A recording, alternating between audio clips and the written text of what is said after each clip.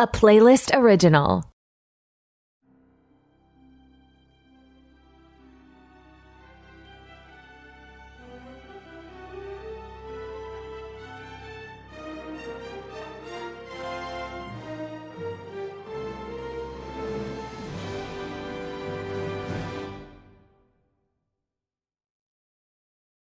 All right, hello everyone, and welcome to another episode of Back to the Blockbuster with your hosts Gaius and Jackson, which is a very special episode today because even though we are recording today, Tuesday, November 7th, by the time you guys hear this on Friday, November 10th, it'll be 2 years to the day that the podcast launched its very first episode. So this is our 2-year anniversary extravaganza. Yes, that's an awesome milestone. I mean, I know I had hopped in about halfway through that, more or less, but really cool milestone to be a part of now as a co-host, and super.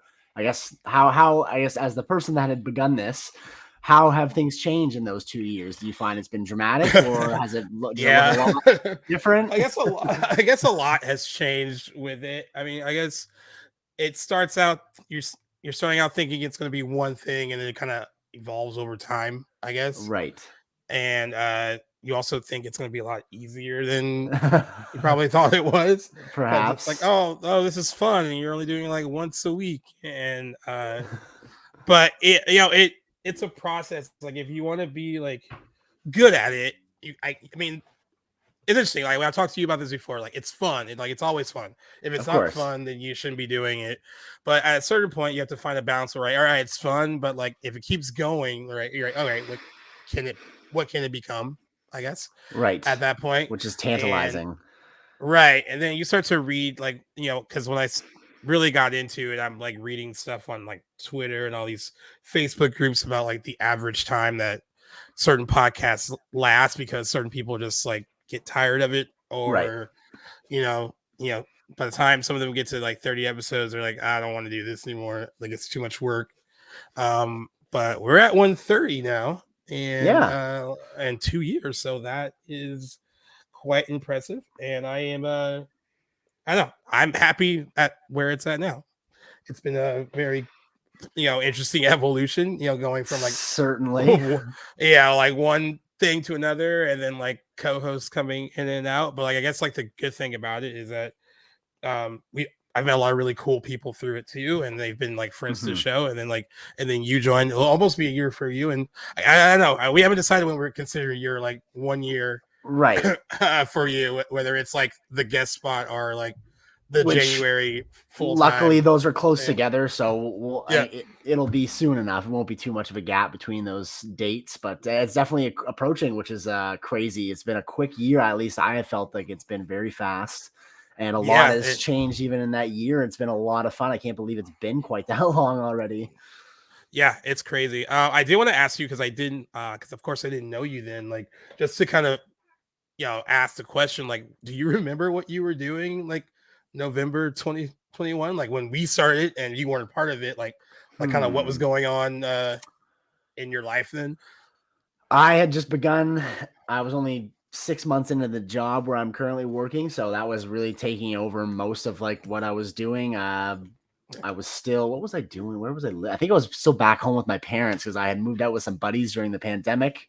And we had done a year lease together. And then I left there. And in the meantime, before I got to where I'm at now with my current roommate, who I also was living with, I had gone back home to my parents for a few months. So I was still living there in the interim, just pretty much going to work, eat, sleep, go to work, go to the gym, repeat, which is not that different from what my life looks like right now.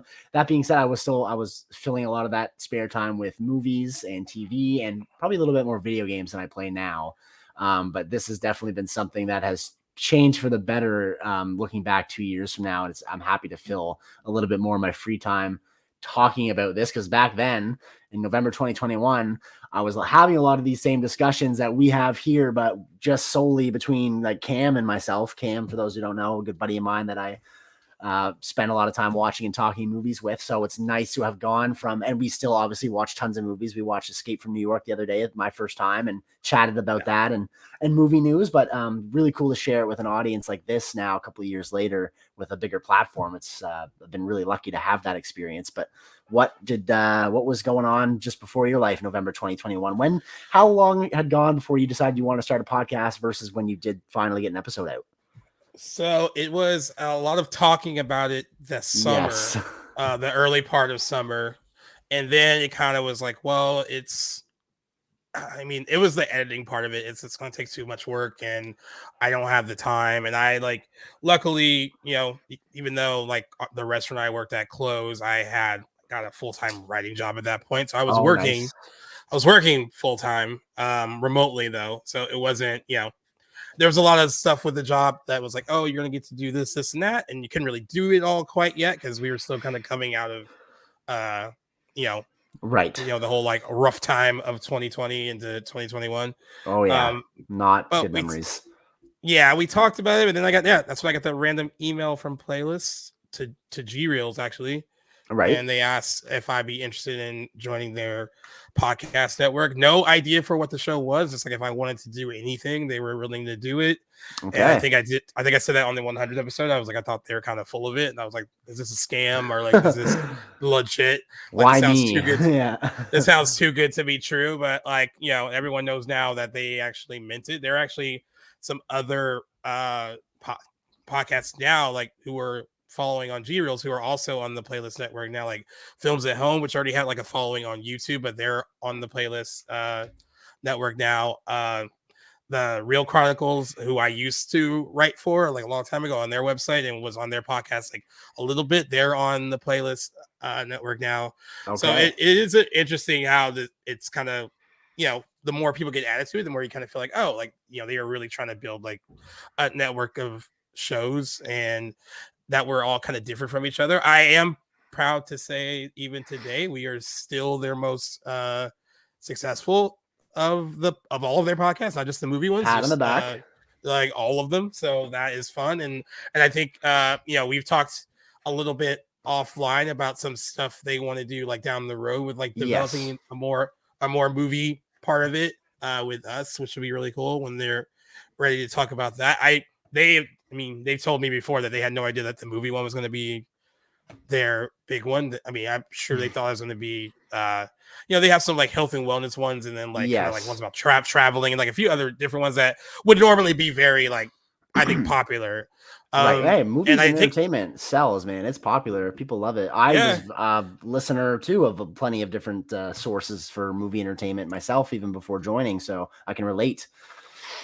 Yeah, so and I was not a big podcast person, listening to them a lot before this, and now I kind of have to because I'm either I'm what are they doing? How do we kind of do what they're doing? Not take their ideas, but that's a pretty cool idea. How do we spin that into creating it on our own? And what's maybe we can reach out to their audience if they like their stuff. Maybe they can get to know us a little bit. I think it's been a really I think we've done a good job of doing that with certain other shows who found us, and and through all the platforms that we promote on, that people have found us on so many different things. Either people who have guested on shows that share the episodes with their audience, or we've done stuff on other people's shows, or they find our clips on TikTok or Instagram or the Facebook group. It's all coming from different things, Twitter. So every avenue has been great, and it's been exciting to see it grow.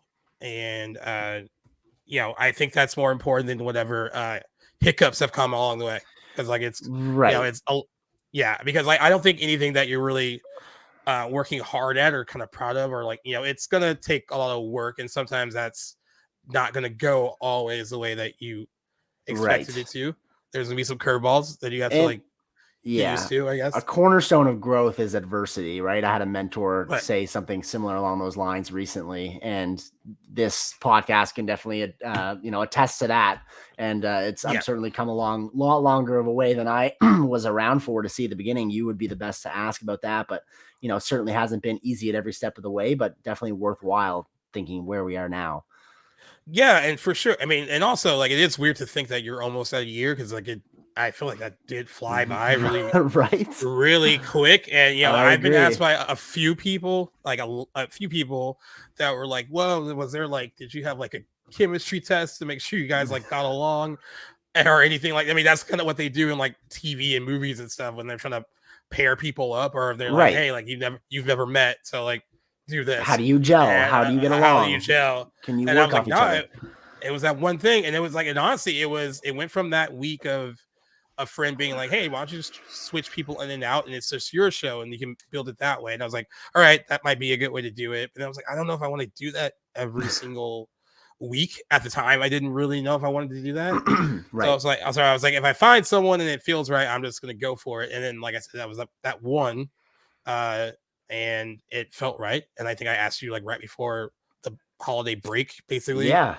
around that time, and it worked out. And honestly, I from the real start when you did it like, all right, we're gonna do this week after week after week. I don't really think there was I've never really felt a moment where I was like, oh, I don't really know how to like talk to this person, or I felt like there's like a lull or a gap, or like, oh, No, I'm and like I fishing for like, how to say things, or exactly. like, yeah. I So it think that worked just out comes really down well. to our personalities. Like we're very obviously outgoing. I think we're passionate about what we talk about here, so there's never really a dull moment. And combined Right. with having the skills and the ability and the willingness to just chat with, at the beginning we were sort of strangers, but connected by this shared interest and Yeah. passion, and just really worked out well. Like you'd said, I felt the exact same way. It was like, I can't even really use the word intimidating. I can't say I felt intimidated coming on. I felt a little bit out of my comfort zone by like never having done something like this before, and Right. being recorded, like audio and like visually was different. But I had always had interest, like I mentioned, in doing this, just didn't really have the know-how or the drive to do it myself. So this was the Yeah. perfect compromise for me. If anything, like it's sort of something that just fell, and it seems like both of our laps for the better. And I would have Yeah. been foolish Pretty to say much. no, because I love to do this sort of thing, and just got lucky that I had, that we had met the way that we did, and the rest is history. And now we're almost a year in with us, and then 2 years of the podcast. Is like, I'm very Yeah. happy to have been here at the time that I am. Yeah, and it's been a lot of fun. Like honestly, just getting to know each other through doing this, Yes, movies will and teach you a lot having about it, people. yeah, and having it be like pretty organic. And then like I think like week after week, it just got better and better and Yes, better, and to the point where it's absolutely. like almost like a secondhand kind of thing. Oh, 100%. And to the point where like you're suggesting things and I'm suggesting things, and like we're talking like outside of this, like, well, what do you want to do for this, or what do you want to do for that? Like, so Right. it became like a pretty well-oiled machine on the main show, which is great because it was, we've been very transparent about like what it was at around the time that you got Yes. on. Even though I still appreciate that so many people tell me that they never noticed that maybe I was like I was going through the motions, or so maybe that's a good thing, that because I could have maybe turned people off and they're like, I don't know if I want to listen to this anymore if it sounds not fun anymore. Right. But yeah, got through all that, and I'm glad I did it the way I did it around that time. I'm glad that holiday season, like I recorded like a bunch of episodes, and I got to have like a break during the break. As we recorded a bunch early with different Yes. people and just released them week after week, and I didn't have to really actively record during the holiday break, so I also got to take a pause too with it a little bit, and then kind of came back into it fresh, and that felt good. And it's felt like that, and I think it helped that when it was right in the middle of award season, so there was a lot going on, and Yeah, it wasn't totally. just, it wasn't like a really downtime really for movies. There was a lot to talk about. It's funny how things have changed now. There's still like stuff to talk about, just different. And now we're coming into another award season, which is it could be different. I mean, I'm hoping that from what I'm hearing, that it looks like they're coming to some kind of.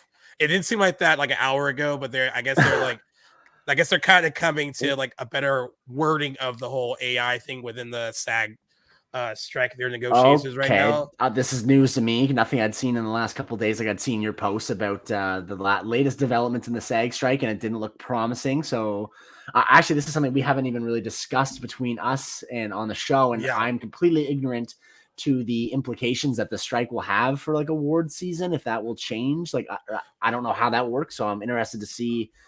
I guess you would. I guess you would be able to see producers, directors, writers, if that is how they wanted to carry on the show. If SAG was still on strike, you just wouldn't see any actors being able to go and to like the actual ceremonies and the awards. Right, unless they kind of have some kind of like interim agreement with SAG, which is what a lot of independent studios have. Like that Iron Claw movie with Zac Efron and Jeremy Allen White. It's A24, so it's an independent studio. So they've been starting to promote the movie. There's other like little movie.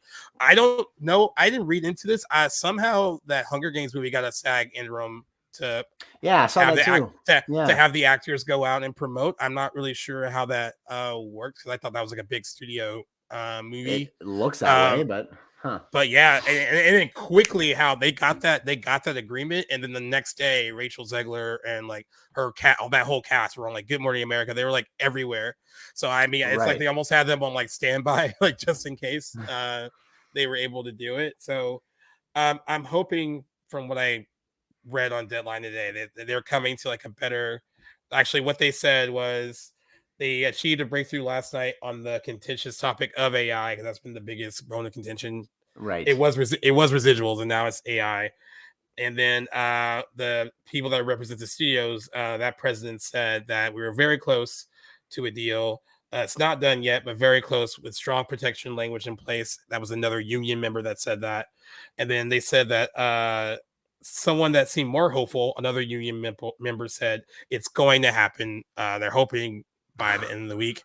This is very different language than has been touted online. Then last night it was like no, this is not going to happen. And honestly, if it doesn't happen by the end of the week, it seems like they won't come back to the negotiation table until January.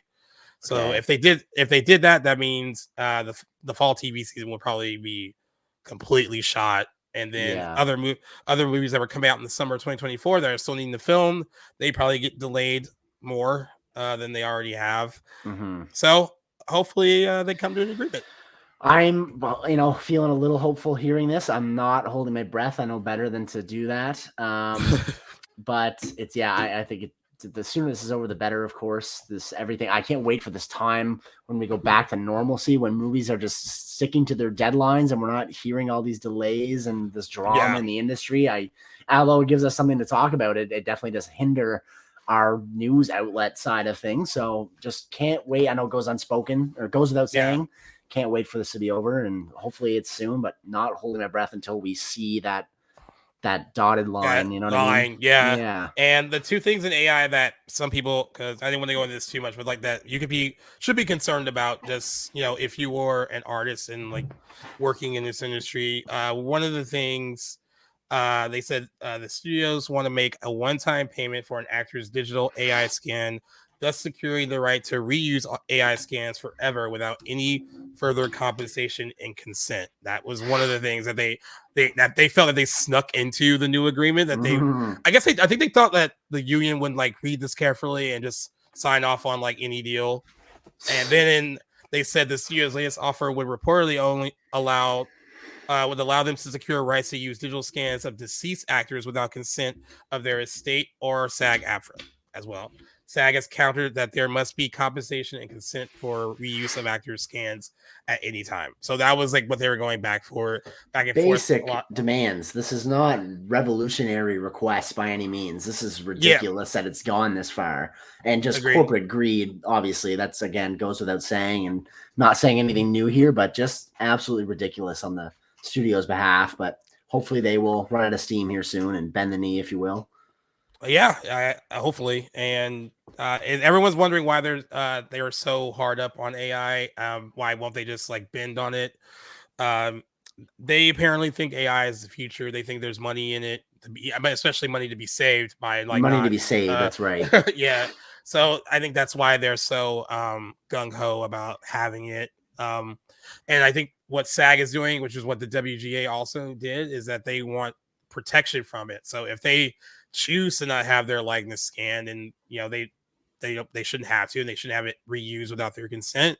Right. Same thing with like a screenplay being created by AI. Like if I'm a screenwriter and I come up with a story and then you use AI to like flesh out the rest of the script, then I should be able to decide like, will my name be on that or will my name not be on that? Like how much of that is my idea and how much is that a computer generated creation, which is so weird sci-fi sounding. Like I can't believe that anybody thinks that computers or AI or whatever terminology you want to use are going to be able to think and develop better stories than the species that has been doing it for thousands and thousands of years. Like the only species that does this. I don't know how they think AI is going to be able to do that better than humans. It's just, I mean, we're meant to be storytellers, and I think that's and I agree in a large sense. AI is the future in a lot of industries in a lot of ways, and we're just seeing a drop in the bucket of what it will become. This is not something I think AI was meant for, is movie making. Obviously, like technical side of things, sure, it'll be aided, not for creation. Yeah, I agree. That's left to the the creators, the actors and writers, directors, the humans. Exactly. So hopefully by the time you're listening to this episode, maybe they've come up with a deal and that'll be done. One can hope. Fingers are crossed over here. One can hope. I do want to. We're going to talk about a few like podcast related things, especially when it comes to this too. Is even if they do come up with a deal, I think it might take a little bit for news to kind of flow again a little bit. Sure. As far as things getting started, and like I said, though, I mean, what I read is that so many writers, because if it gets done this week, I think they said they can probably salvage a 13 episode like TV season if it gets done this week. So the writers have already, since they've had their deal, they've been ready to go. Yes. Probably already have like scripts done, and just like fingers are probably sore over at the Writers Guild. Yes. To get in front of the camera. So in the meantime, we will still continue to kind of pivot if there's no news. So there will be, of course, anniversary episodes, which you guys already know and enjoy. There's a few in November that will probably be fun. It's so interesting because we did our whole Tales of Horror thing, which you guys made really successful, and it went really well. And kind of miss it. All those episodes I kind of miss it too. All those episodes did pretty well. But we'll kind of try to do, because I wanted to address that too, because like so many people I've gotten a message about like, hey, you kind of make jokes about like not wanting to do another spinoff, but would you really not want to do it? If it felt really right and it felt like a really good idea, I would talk to Jackson about doing it and see how it would work. But I guess the cool thing about doing the limited stuff right now is kind of see like, hey, let's see how these work individually, as a gauge. And if they seem like there's something that can be ongoing, then we can talk about that later. But like the Tales of Horror thing feels something that can be very seasonal, and it would be great to do that once a year. I agree. I'm looking forward to next year already. And it'll be fun to do that. In lieu of that, Jackson doesn't really love Christmas movies or holiday movies that much. But Playlist is going to make another fun little intro for our little Merry Benjamin's limited series for Christmas. It won't be as long as Tales of Horror. Tales of Horror. It's gonna. I can put up with a month. Yeah, it's really just a month, like probably right after Thanksgiving, and it won't be like a full, like it won't be 2 months like that, because I don't think I could even do 2 months of Christmas movies. I know I couldn't fit in 2 months of Christmas movies that I actually like. That's for sure. Yeah. I want to take a moment though to appreciate how good of a listener you are. I know that we don't spend too much time, and like I don't even remember where I would have mentioned that I wasn't much of a Christmas movie fan. So you know what, you're a great listener. I actually, on that note though, I really hope we get a chance to cover, if we want to throw this in there, if you're down for it, Alexander Payne's The Holdovers, which is like a seasonal holiday movie coming out. Really looking forward to that. That is the sort of Christmas movie that I am down for.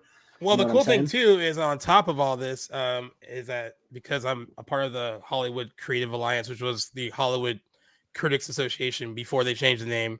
I'm getting a lot of the for-your consideration stuff for award season. So that will be another big part of, I think, the show, and on top of the Christmas stuff is being able to like kind of see those movies and then being able to share those with Jackson so he can watch them in case he can't go out and see them. You know, we still don't know what the award season is going to be, but there's certainly movies that seem like they're going to be like a part of the conversation already. So that will be another thing that we will kind of be focused on, you know, even beyond December, because that award season will carry on until like the March-ish. the new year, Yeah, yeah. But a lot of that is starting to come out now. So like it's, you know, I just got like a 4-year consideration thing for Air, even though I already own it. Like they sent, one for Air, and then I was told that getting like Saltburn and a couple other ones in the mail to watch. Looking forward to Saltburn. But there's also opportunities for screenings at different parts too. So I might try to do that. It's just, hey, I live in LA, but where these screenings are in LA, it's not really close to like Hermosa Beach. They're still kind of you know, and traffic is a bitch here. So I was about to say right before you said you live in LA, like, man, I need to fucking live there, dude. I want to live close to the industry so bad. It would be so cool to imagine like attending premieres and screenings together. It would be so much fun. It'd be a lot of fun. Yeah. I mean, so you know, for now, I usually take my brother or like a friend that's like diehard. Like I want to see that movie. Right. Because usually get to bring a guest. But yeah, my email's starting to blow up with you're cordially invited to this, or like we would love to send you this. So like, plate's getting full with kind of that, but we'll spread that out a little bit. But yes, I do remember what you said about the Christmas movies. It won't be like super long. I also remember that most of them were fair game except for Love Actually, so we will not make you watch that either. Thank you. Even though I have no issues with Love Actually. Right. No, that's definitely me being a Grinch here. But yeah, it's just another like kind of test. The reason that playlists kind of we went back and forth about the Christmas thing is like testing out something similar to what we did for Halloween, to kind of see how that would work. You know. And during the holiday season, and like maybe that kind of thing could be pitched like different times of the year, you know, for different series and stuff. And then we have other ideas that we were trying to float around for other kind of smaller limited series too. Over here at Back to the Blockbuster. Yeah. we have ideas. We're spitting at each other all the time, and there's lots to come because we're very much so. I know we're celebrating 2 years, but which, depending on how long, you never know how far in the future we're going to be going here. I can only imagine and hope it'll be a while. So we are still very much in our infancy, in our rookie years, if you will. So there's a lot of ideas still that we're playing with that I imagine will go places. So it's fun to still be learning. And by the way, for podcasts, apparently, you know, even 2 years is an accomplishment. It is for a lot of podcasts. Like, certainly, it is kind of still the infancy for a lot of them too. You know, I'm looking at like, we have 130 episodes and it's been 2 years. And then I'm looking at some other people like So Wizard podcast are like at 400 and some change. And they've never had a break. So I always mention them because they've somehow never missed, like, you know, we always have things where it's like, oh, Cam, like, do you want to like not do it this week, or do you want to switch days, or like how do you want to do it? Usually they're really good at having like an extra one like lined up so there isn't like a gap really. But like, you know, that's impressive too. So I'm like, hey, like if they're at 400 and something, then we have a ways to go. So it's not not too bad. Are they once a week? They're once a week. Yeah. Okay. Yeah. So like, yes, the 130 that you know, that doesn't count like the episodes we've done for like the spinoff and stuff. Right. But that's just a regular show. 130 is just the main show, which is good pace because that's 104 weeks and 130 episodes. So we're over that once a week pace, which is pretty good. And there's certain ones like that kind of feel like, you know, like the Film and Fermentation podcast, they're around the same number that we were. I forgot when they said they actually like started. I don't know if they started like probably a little bit before us, but like you know, kind of it's interesting to kind of see a lot of the. I'm really happy that I got into Good Pods when we did, because that was kind of a very new thing when we were starting, and they've kind of helped a lot of independent podcasts like blow up in a kind of good way, where, you know, like it, you know, the way they kind of run their, you know, platform and their app is like, yes, you can find all the other popular podcasts on there, like Joe Rogan's podcast is there, Smartless is on there with like Jason Bateman and Dak Shepard, all those guys. Every popular podcast is there, but they push all the independent ones like to their main page to the forefront. So like you're That is seeing those sweet. So you're seeing those first. And I what's didn't know cool that about about those their bigger shows. I just thought it was only independent. Yeah, and what's cool about the list when you're looking at the whole like film and TV list or like the overall list, like you're getting mixed in with those bigger shows too on their platform. And you can actually look at independent only and they'll take those out. And you have a list of just you guys, or you can feel good about yourself and be like, oh, I'm right below someone really big on their platform. But it's because they're pushing out, the smaller shows ahead of the other ones. And they are becoming really big and they're really good at communicating a lot with and shows individually. I've had conversations with them about how to work with them a bit more and promote not just us more, but the other film podcasts more. So that's also been really good too.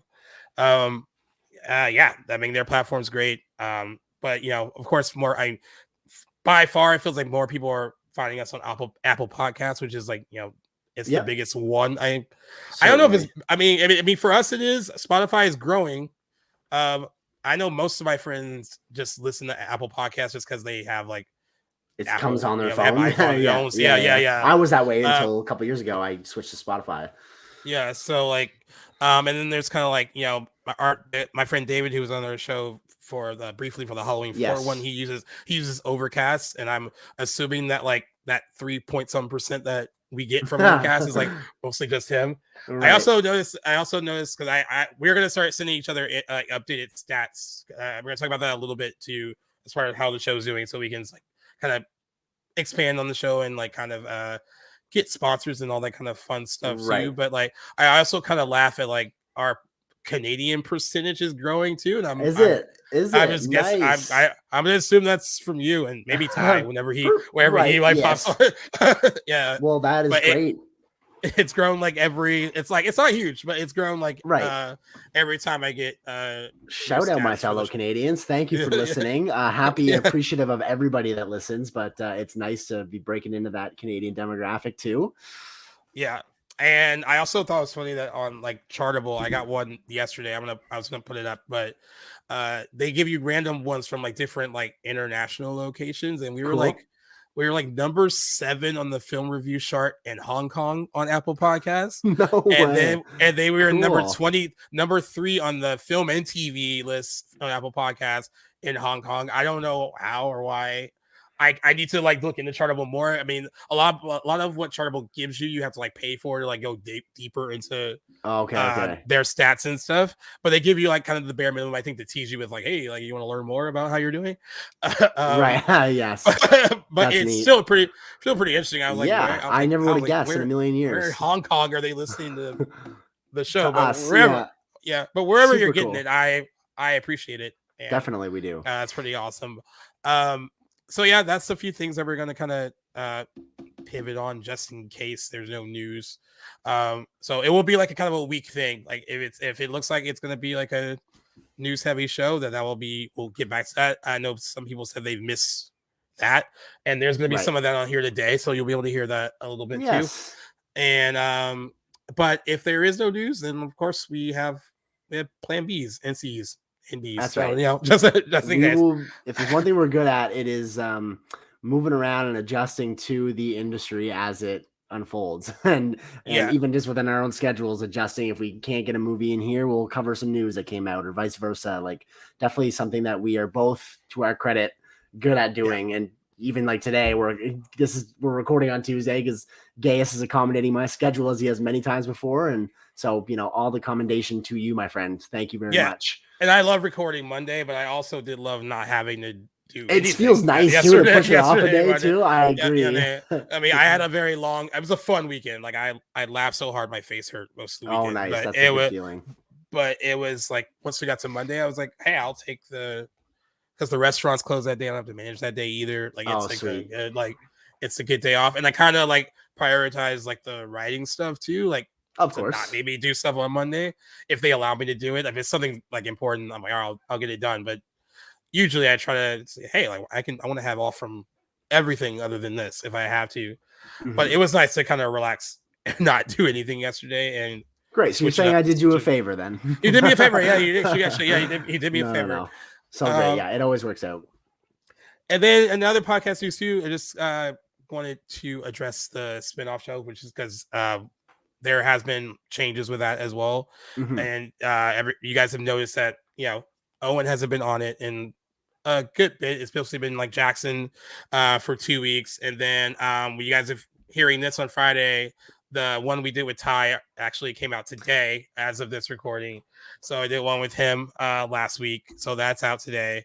Sweet. And essentially, like what it comes down to is I think Owen needs to prioritize himself and kind of get himself together as far as he's got a lot of work he's doing, and It can be hard to stick to a it can be schedule hard. like this. I think it can be hard. Yeah, Absolutely. it can be hard, and it's whatever you're trying to like get done, like in your real life, is more important than this. This is a bonus. And it's a bonus, and like yes, there is like that aspect of like, hey, like it could be a little something better and extra for us, and it can be doing more than what it is. And if you have the time to do that and work with it, then of course do it. I mean, I think Jackson and I are in a position where we've made the time to do it, and it's also difficult too because we were also very busy as well. There's weeks that come where I'm like, dang, like it would be nice to have the evening or I have stuff to do, but at the end of the day, like we do love to do this and make the time to do it, and we were fortunate to be able to do that as well. And it's not always the case. It's easier said than done. Yeah, so it's not easy, and like and we've been transparent about it before. Like it's like he went through that before with the schedule and stuff too. It was pretty hard, and then we did come back for that spinoff show, which you guys really did like. And he got a brand new job, which has kept him in and out of town like a lot. In the last couple of months, where he's here for a couple of days and then gone for like 2 or 3 weeks. So there's a combination of like a lot of things going on, but we want to be able to keep that going though, like in the spirit of the show must go on. Like there was do we let that go or do we keep it going? And it was so brand new that I didn't want to let it go. Like someone else was like, it's so new you could drop it, but I had the opposite idea. Could also like, it was so brand new that like go. And those episodes do sometimes better. There was a point where like we were just the news, and sometimes those episodes did better than like the news show. And it's just a different vibe. And like some people want to hear about one individual movie over industry news. 100%. Right? Yeah. Depending on what the week's like, I agree. I'd be in that same, field. Right. So before I say what's going to change, he started the podcast with me 2 years ago. So if he ever gets to the point where he can do this again, like the door is open to him to come back and pop in whenever he wants to. I think Jackson feels the same way. If he wants 100%. To do it again, absolutely, he can totally do it. So it's not like a door shut scenario, but I do want to keep the momentum going and not lose it. Because that's important too for like the brand and keeping it going. And we both like that. You like the spinoff a lot, and so what we're gonna do is gonna be like a slight rebrand. It's still gonna be the deep dives, but it's just gonna have like our Back to Blockbuster presents. Just gonna say deep dives. My name's not even gonna be on it anymore. It's just gonna be just the same idea. But what we're gonna try to do is either you can reach out to us with something that you want to deep dive, or we will try to reach out to you either as a movie fan or another podcaster or YouTuber, whatever, and have you guys on every other week to talk about an individual movie. So same concept, but like just with fresh faces, like every other week. And Jackson can pop in and out whenever he feels like it. It's also his show. It's also his show too. Oddly enough, I was just randomly, I was like looking at my movies earlier this afternoon, and I came across one that I really, really like. I won't share it now. I'll just keep it on the back burner for when I eventually cover it with you. But I was thinking, I know that's a movie. It stood out to me that I want to cover on the deep dive sometime. So yeah, I'm happy to be back whenever. And you'll see me on that on the deep dives again too in the future. But I'm really excited to cycle some new faces and some friends of the podcast on that spinoff too. I think it'll be a good little rebrand. I'm excited to see what becomes of that, and of course excited to have Owen on too whenever schedule allows too. Yeah, and so like the thing is, like, you're probably not going to see like a at least a media change of it for a little bit, because Playlist has to. We have like a whole like video graphic that had both our names on it, and like that's the branding of it. So just kind of bear with us until we get that done. But that is how it's going to change overall, and it'll still be the same interesting thing about movies. Even though we're leaving it up to you to pick the movies, like you guys know what the spinoff is. If sometimes the more obscure the better, or underrated the better, but if you do want to do something big, of course we'll do it. But I think why people like the spinoff so much is because they've gotten to discover movies that were a bit smaller and that they had forgotten about. So again, that is not a prerequisite, but kind of the vibe it kind of goes for on that. And that is another reason I think why we haven't been like, oh, like what other spinoff can we do? Because this one still needs to like, it's not that old. I mean, no, it's got to find its feet still. In a lot of ways. It's 18 episodes, so it's so far, and so because we do it every other week, and I guess that's the benefit of doing it every other week is that there's time to let it grow. So I would rather let that grow a little bit more before we talk about spinning anything off again. But I know Playlist thinks we have like so many opportunities to spin the show off, and I commend them for that. So thank you for having faith. They in really the show. believe in us, which is really comforting. They are a great parent network. So to anyone listening from Playlist, we appreciate you very much. Yes. Nothing but I also love that you guys are like, hey, it's your show too. That we'll be as patient as you guys are. Because like we were trying to figure out what was going on with the spinoff and what was going on. With that in general, and like how we were going to sell the show. There was stuff we talked about in the 100th episode about YouTube and all that. That is still going to happen. We actually have like official like branding on our StreamYard now that we can use for here and to upload the episodes. I'm going to ask Playlist exactly, do we just want to upload the episodes as is, like how they're going to edit them, or if there's just enough of us where I can even do it myself, where I don't have to like rely on them to upload them, because uploading episodes that are like an hour and a half, sometimes 2, can take a little bit, but I'm willing to like that's a quick like I'll do that before I go to work, and by the time I get home it's there. So that there's that aspect too. So that is gonna happen. What you're gonna see with that page though is that we're gonna kind of strip it down to like almost like it's going from the start a bit. And like our fresh new episodes will be on there on YouTube as well. So just another avenue to find us. And if you want to like see our pretty faces, that they're there too for that. Nice. And we're also gonna have more reels and stuff too, because you guys responded pretty positively to that with Tales of Horror. We did one reel that I never got to release that Jackson and I did a while before the Halloween ones that I'm gonna cut together. So it might feel weird for Jackson to see it because it was like done a couple months ago, but like it still like gives you an idea of like what we're gonna do outside of just theme reels. Like I'm sure like with the Christmas one, we don't have to ask like Christmas related like movie questions. They can almost kind of be like still just like what's the worst gift you ever gotten for that kind of thing too. Like the reels are just so you can get to know us more. Exactly, and for us to nerd out a little bit.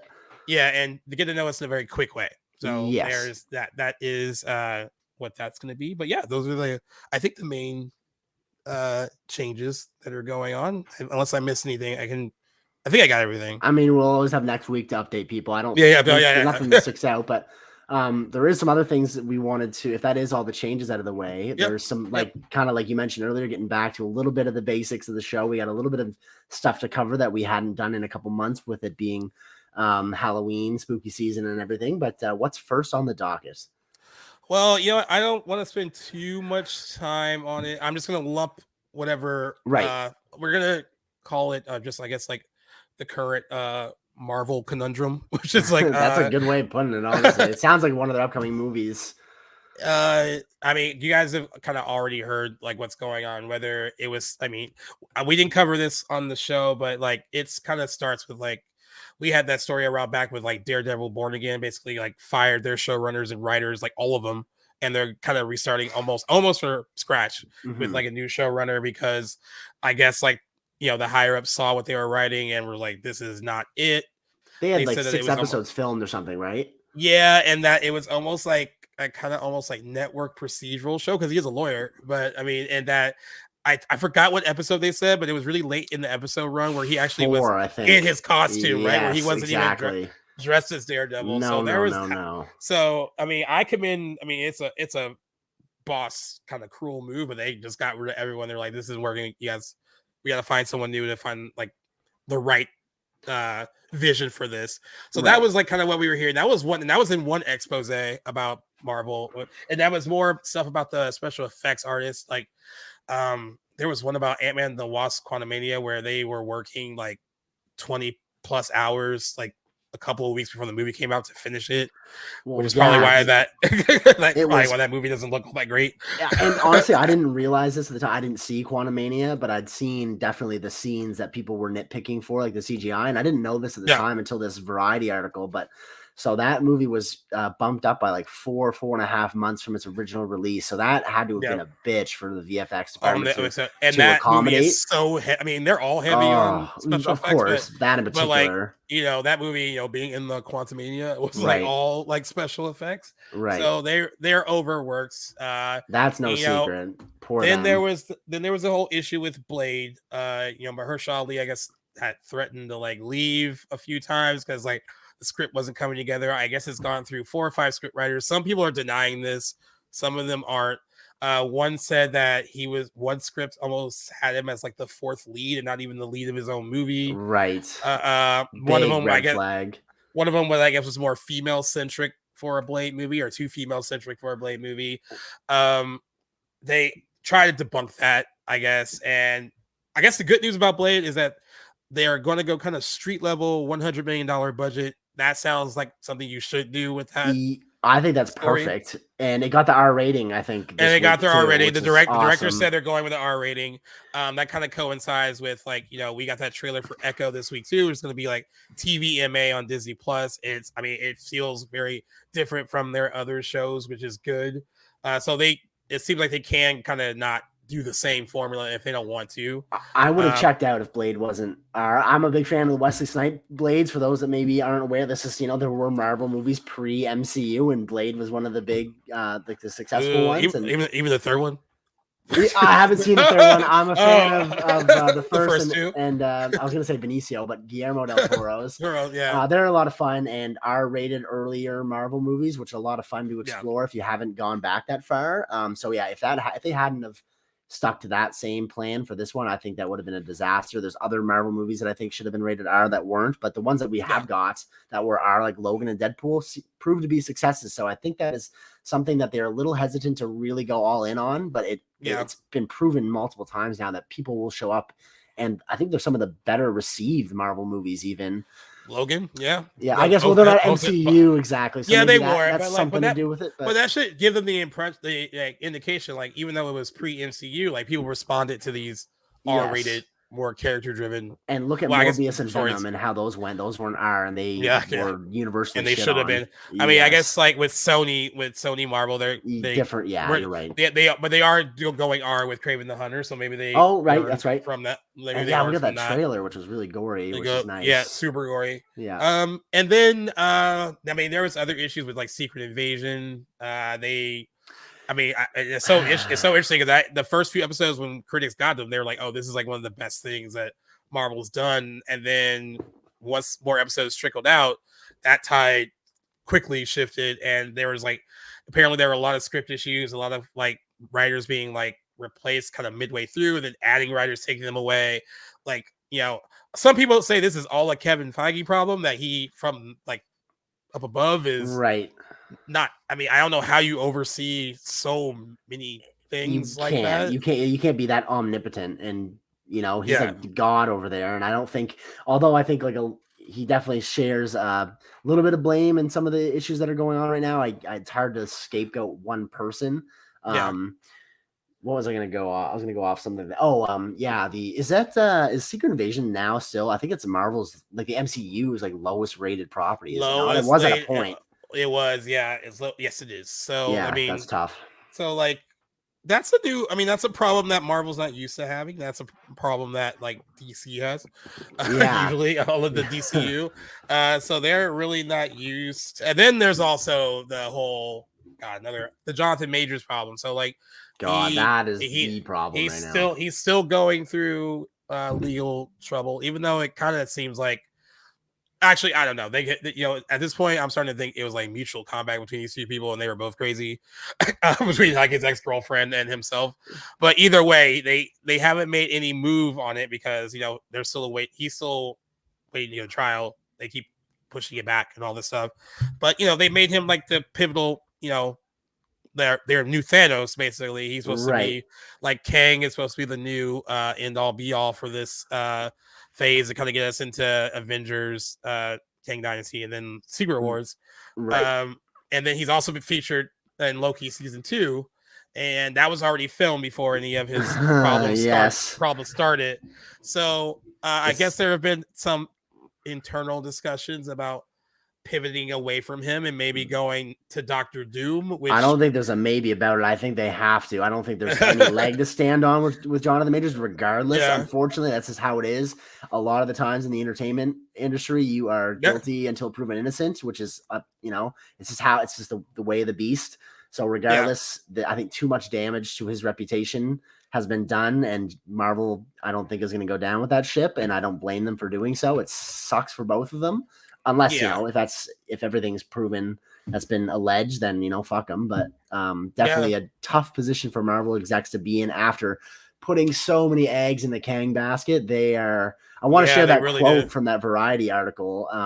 They don't name this person, but the quote goes, and this is from this kind of an article that we're referencing that Variety put out, which I think is like, I don't want to say, I think it kind of paints an objective look at how things are going with Marvel right now, but I haven't really seen anything myself that was this damning, I guess, in terms of like their position right now in the industry.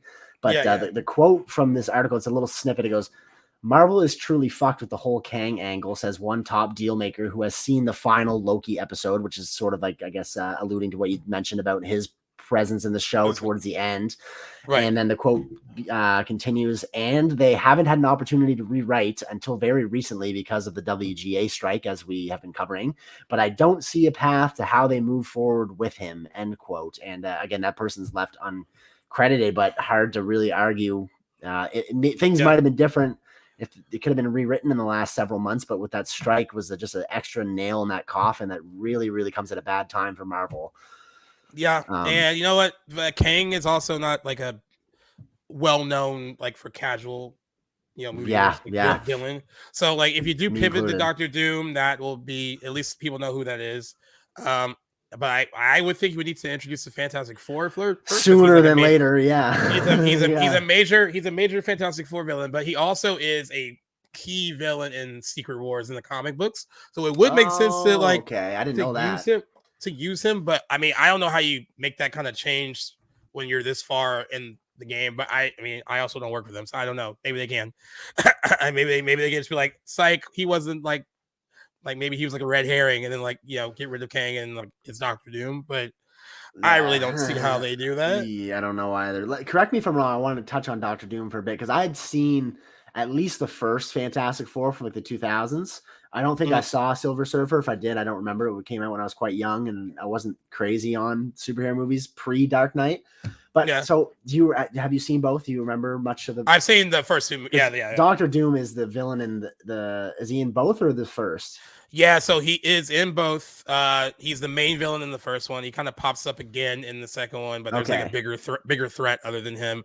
And then in that Fantastic Four movie with Miles Teller and Michael B. Jordan, he's also the main villain in that. So like, so many people associate him with Fantastic Four. So how is he depicted in those 2000s? Is he not like some sort of like, I remember him being like some sort of like storm cloud or something, or am I thinking of something else? That's in the second one, but that's not him. That was so he has a physical form. Yeah. In the second one, instead of making Galactus a physical form, which he is, that's what I'm. So they made Galactus like basically a storm cloud in the second one. Okay. I was thinking that might have been Doctor Doom.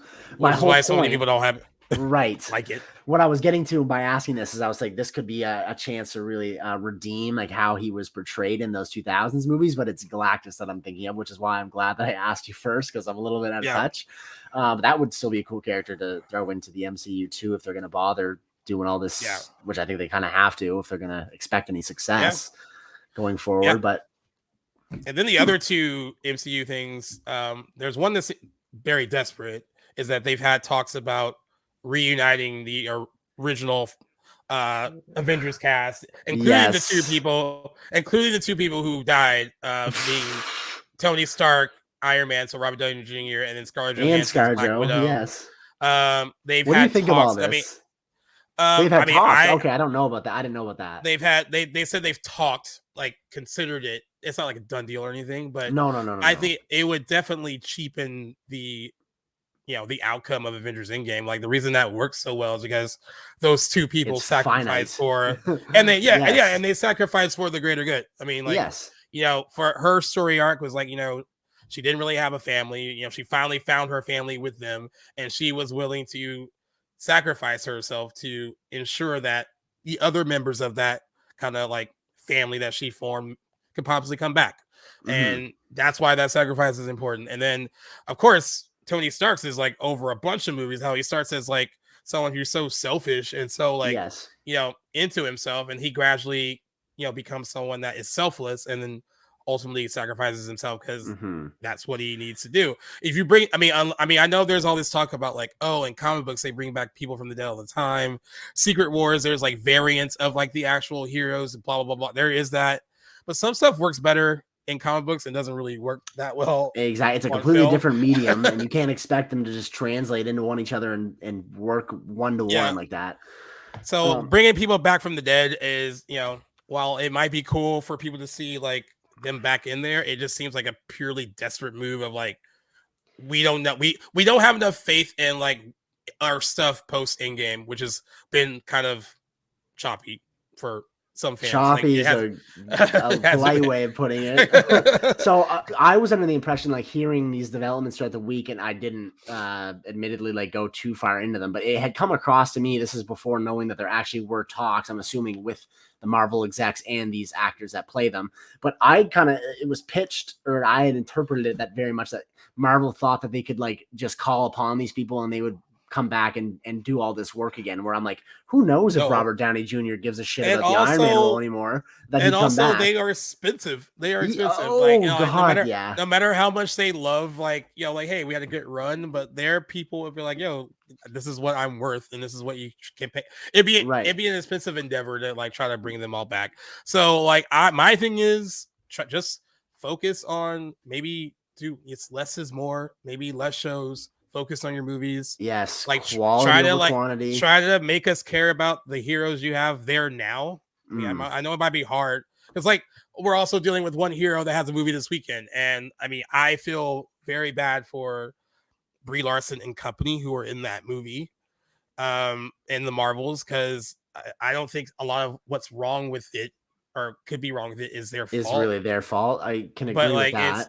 There's all these stories about like, test screenings that have mixed reviews, and then now pre-sales are even lower than like The Flash and Black Adam, and what started as like a potential 80 million opening weekend is looking like a 60 million opening weekend, and which would be much lower than the 153.4 million that the first Captain Marvel opened to. Oh boy, a different time in 2019, because that was like a bridge to Endgame, so that was like, I think anything.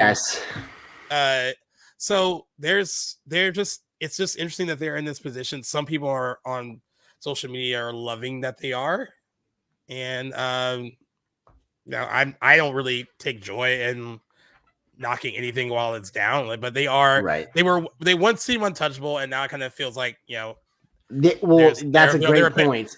They're a bit more vulnerable. Vulnerable is a good way of putting it. I, for one, have been on that train for a while. Like, I would say it's been years now, definitely post Endgame, where I feel like the superhero genre, and I'm not by any means the first person to say this, is destined, if you will, and it's about time that it kind of goes the way of the Western, as they say, where it's just one of those archetypal genres that had its heyday and then its decline. Superheroes have dominated, is like, I think the only way I can put it, the box office for a long time now, definitely since at least the late 2000s, early 2010s. And I feel like they've had their run and they're sort of like desperately clinching that spot still. But I still think there's room to be had, but I think it comes down to it can be saved if it's mitigated now and correctly. And I think your approach to less is more is the way to still gauge interest. It's not going to be by pumping out 5 to 10 properties a year and forcing it down people's throats that are kind of tired of it. Yeah, I had a friend that was like, the Marvels looks fun, but like I feel like I should have watched WandaVision and Ms. Marvel. Like, am I going to be lost? Because the events of the Marvels, like Ms. Marvel ends where like Brie Larson's like Captain Marvel gets kind of transported to where she is, and that's that whole it starts the whole like time jump and switching bodies and all that. Well, that's a tough play because I'm not under the impression that a lot of people watched Ms. Marvel. I've heard that. Yeah, it was the lowest. Low ratings. Yeah. So that's even though trouble too. It did have a bigger like Hispanic African American like audience than the other shows, but like overall it was the lowest one. Got good reviews though, but again, even if it was highly rated, it's just like that whole idea of like, I have to watch this in order to enjoy this movie thoroughly is another thing that entirely. It's definitely not been looking good. It's been saying that for a while now. Not like objectively, nothing against the movie itself, but just how things have fallen over the last year or so. It's not been looking good. It's shaping up to be a tough weekend for it at the box office and poised to lose a lot of money if projections go the way that they are looking right now. Because this movie, like you said, it's got multiple pushbacks now. It went several weeks of reshoots, which are inflating that budget, which I think the current number has been pitched at 250, but Marvel's been accused, or Disney, I guess, has been accused of not being exactly transparent with their budget increases. I think it could be more. Than you got to consider double that for the marketing budget, which I can say I've seen this movie marketed a lot more than other Disney projects in the last year or so. It's no secret. You can tell they don't know how to market it now either. No, they don't. Thanos' voice in the most recent trailer. I don't know that last trailer.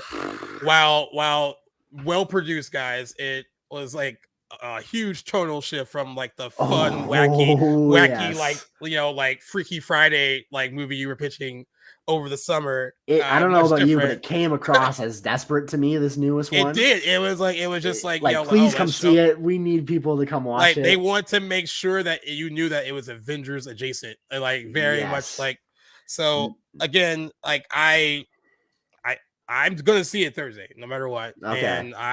And I'm hoping for the best. And I kind of hope it's the more fun movie that they pitched over the summer rather than this whole like, this one changes everything, because I doubt it does. God no, I read that and I kind of scoffed. I don't think the runtime's a detriment, but I don't think anything can be changed in a movie that's an hour and 45 minutes unless you're really gonna That's another thing. Had it not been, it lost like an hour of its runtime, I think, over the editing process or something. Well, close to that. The director claims, Ian DaCosta said that they always wanted to have a movie that was under 2 hours, but I don't know what to believe anymore, because I've heard so many different things. Yeah. So perhaps they did. I know that apparently there was reshoots on the movie because they wanted to make the storyline more coherent.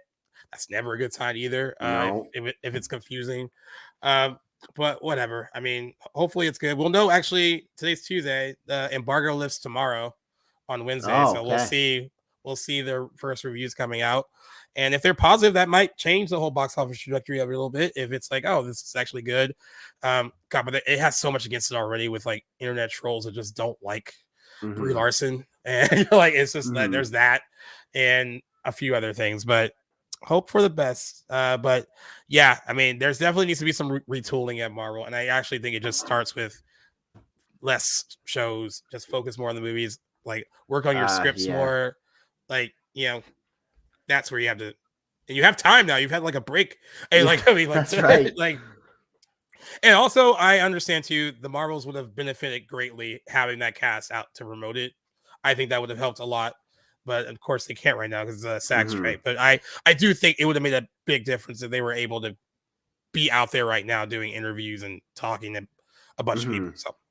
So there's that as well. Well, the proof will be in the pudding, I suppose. We will see, but come next week how it performed, and we'll have your opinion of it too. I don't know if I'm planning on seeing Anatomy of a Fall tomorrow. I think I might sneak. I got to get I always want to say David Lynch. David Fincher's new movie, The Killer, comes out this weekend. I'm going to be prioritizing that watch, so I don't know if I'll get around to seeing it. And I haven't seen an MCU movie in theaters in a while now, so it's not exactly groundbreaking for me, but I'm interested, though, to be able to chat its performance with you and your thoughts on it next week, probably, or off screen, however it comes up. But yeah, for sure. Yeah, definitely troubled waters at Marvel gets to end note that. Yeah, discussion. I know, right? Yeah. And I'm gonna ask you like live on here right now because I know there was a bunch of other stuff to kind of talk about. But if there's one in particular that you want to grab and like talk about on here before we jump into like the little dual movie thing, or like how do you want to? I know you're a Terrifier person. Like, yes, there we go. I actually had to go look at a conversation to see what was on the docket because I thought we'd gotten to everything. I mean, there's some trailers that we. They're not huge trailers. I will say that like I'm excited for another Kingdom of the another Planet of the Apes movie is coming out. I had no idea that it was gonna be that soon. So I didn't even know. I guess it was. I knew it was in like script development. I would have guessed. I did not know we were at like footage and trailer. Time. That franchise is probably I mean, not only say underrated. People do like it, but like, it's not. I feel like it's not on the level of like big stuff. But it deserves to be. That trilogy is awesome. Yeah. Matt Reeves. Really good. It's a shame he's not involved. I hope that doesn't, speak to like its quality. I know that the Maze Runner director is doing it, and I'm a big fan of the books and like just the lore of the Maze Runner. I like the Maze Runner more than some other like teen sci-fi adaptations that I've seen. But I hope that this is sort of a chance for him to like shine a little bit, do a little bit more. So I liked what I saw from the trailer. That being said, I've only seen it once. I watched it on my phone. I'm gonna probably throw it on afterwards. I didn't get the chance. But I'm excited. I'm with you. I'm excited for that. As excited as I can be, I suppose. Yep. Oh, fun fact about the Maze Runner: Dylan O'Brien is from Hermosa Beach, California. The guy who's in no way. Yeah. Oh yeah, I know Dylan. Yeah. So I know Dylan. I say that like I know him. Well, I know who you mean. I ran into him at our local bar here, and he was super cool. And then I ended up having to interview him like 2 weeks later. And when like the camera came on for us to like talk, he was kind of like, I've met you before. It was like very like super cool, kind of funny, kind of back and forth. But yeah, and then we ran into him again randomly down here on Thanksgiving Day because we went out like after we were done hanging out with our families, and he went to a local bar that we were at. But yeah, that is he's super cool. Pretty cool. I've known him. No, again, not known him, but known of him. Are you sure you don't know him? Sounds like I do. Since Teen Wolf days, like I remember watching that show, and he was brand new to me at that time. I was still young when that show came out, but I feel like I've followed his career for a long time. Yeah. But yeah, that's super cool. You've met him and interviewed him. So that I'm excited for Kingdom. It comes out next. It's Memorial Day. Yeah. But it was a short teaser trailer. It looks as good as it's visually as good as the trilogy. So that there's that.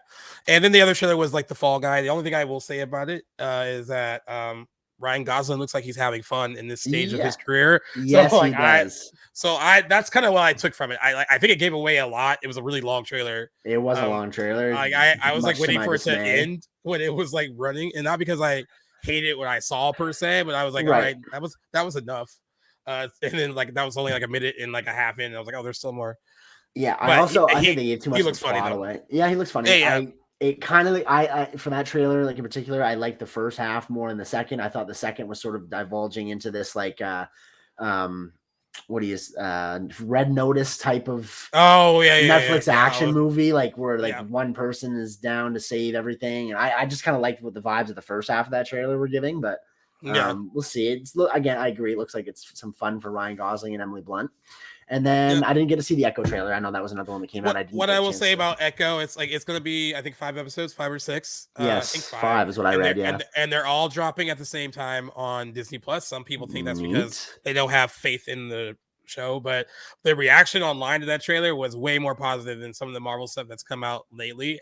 And I guess this will be the first series of theirs that they'll release on Disney Plus with a disclaimer that basically tells you that you do not have to watch any other prior MCU movie or show to enjoy it. So like that's good. They should do that if it's going to be more of a standalone kind of show. It looks violent, so it's going to be TVMA. So that's good.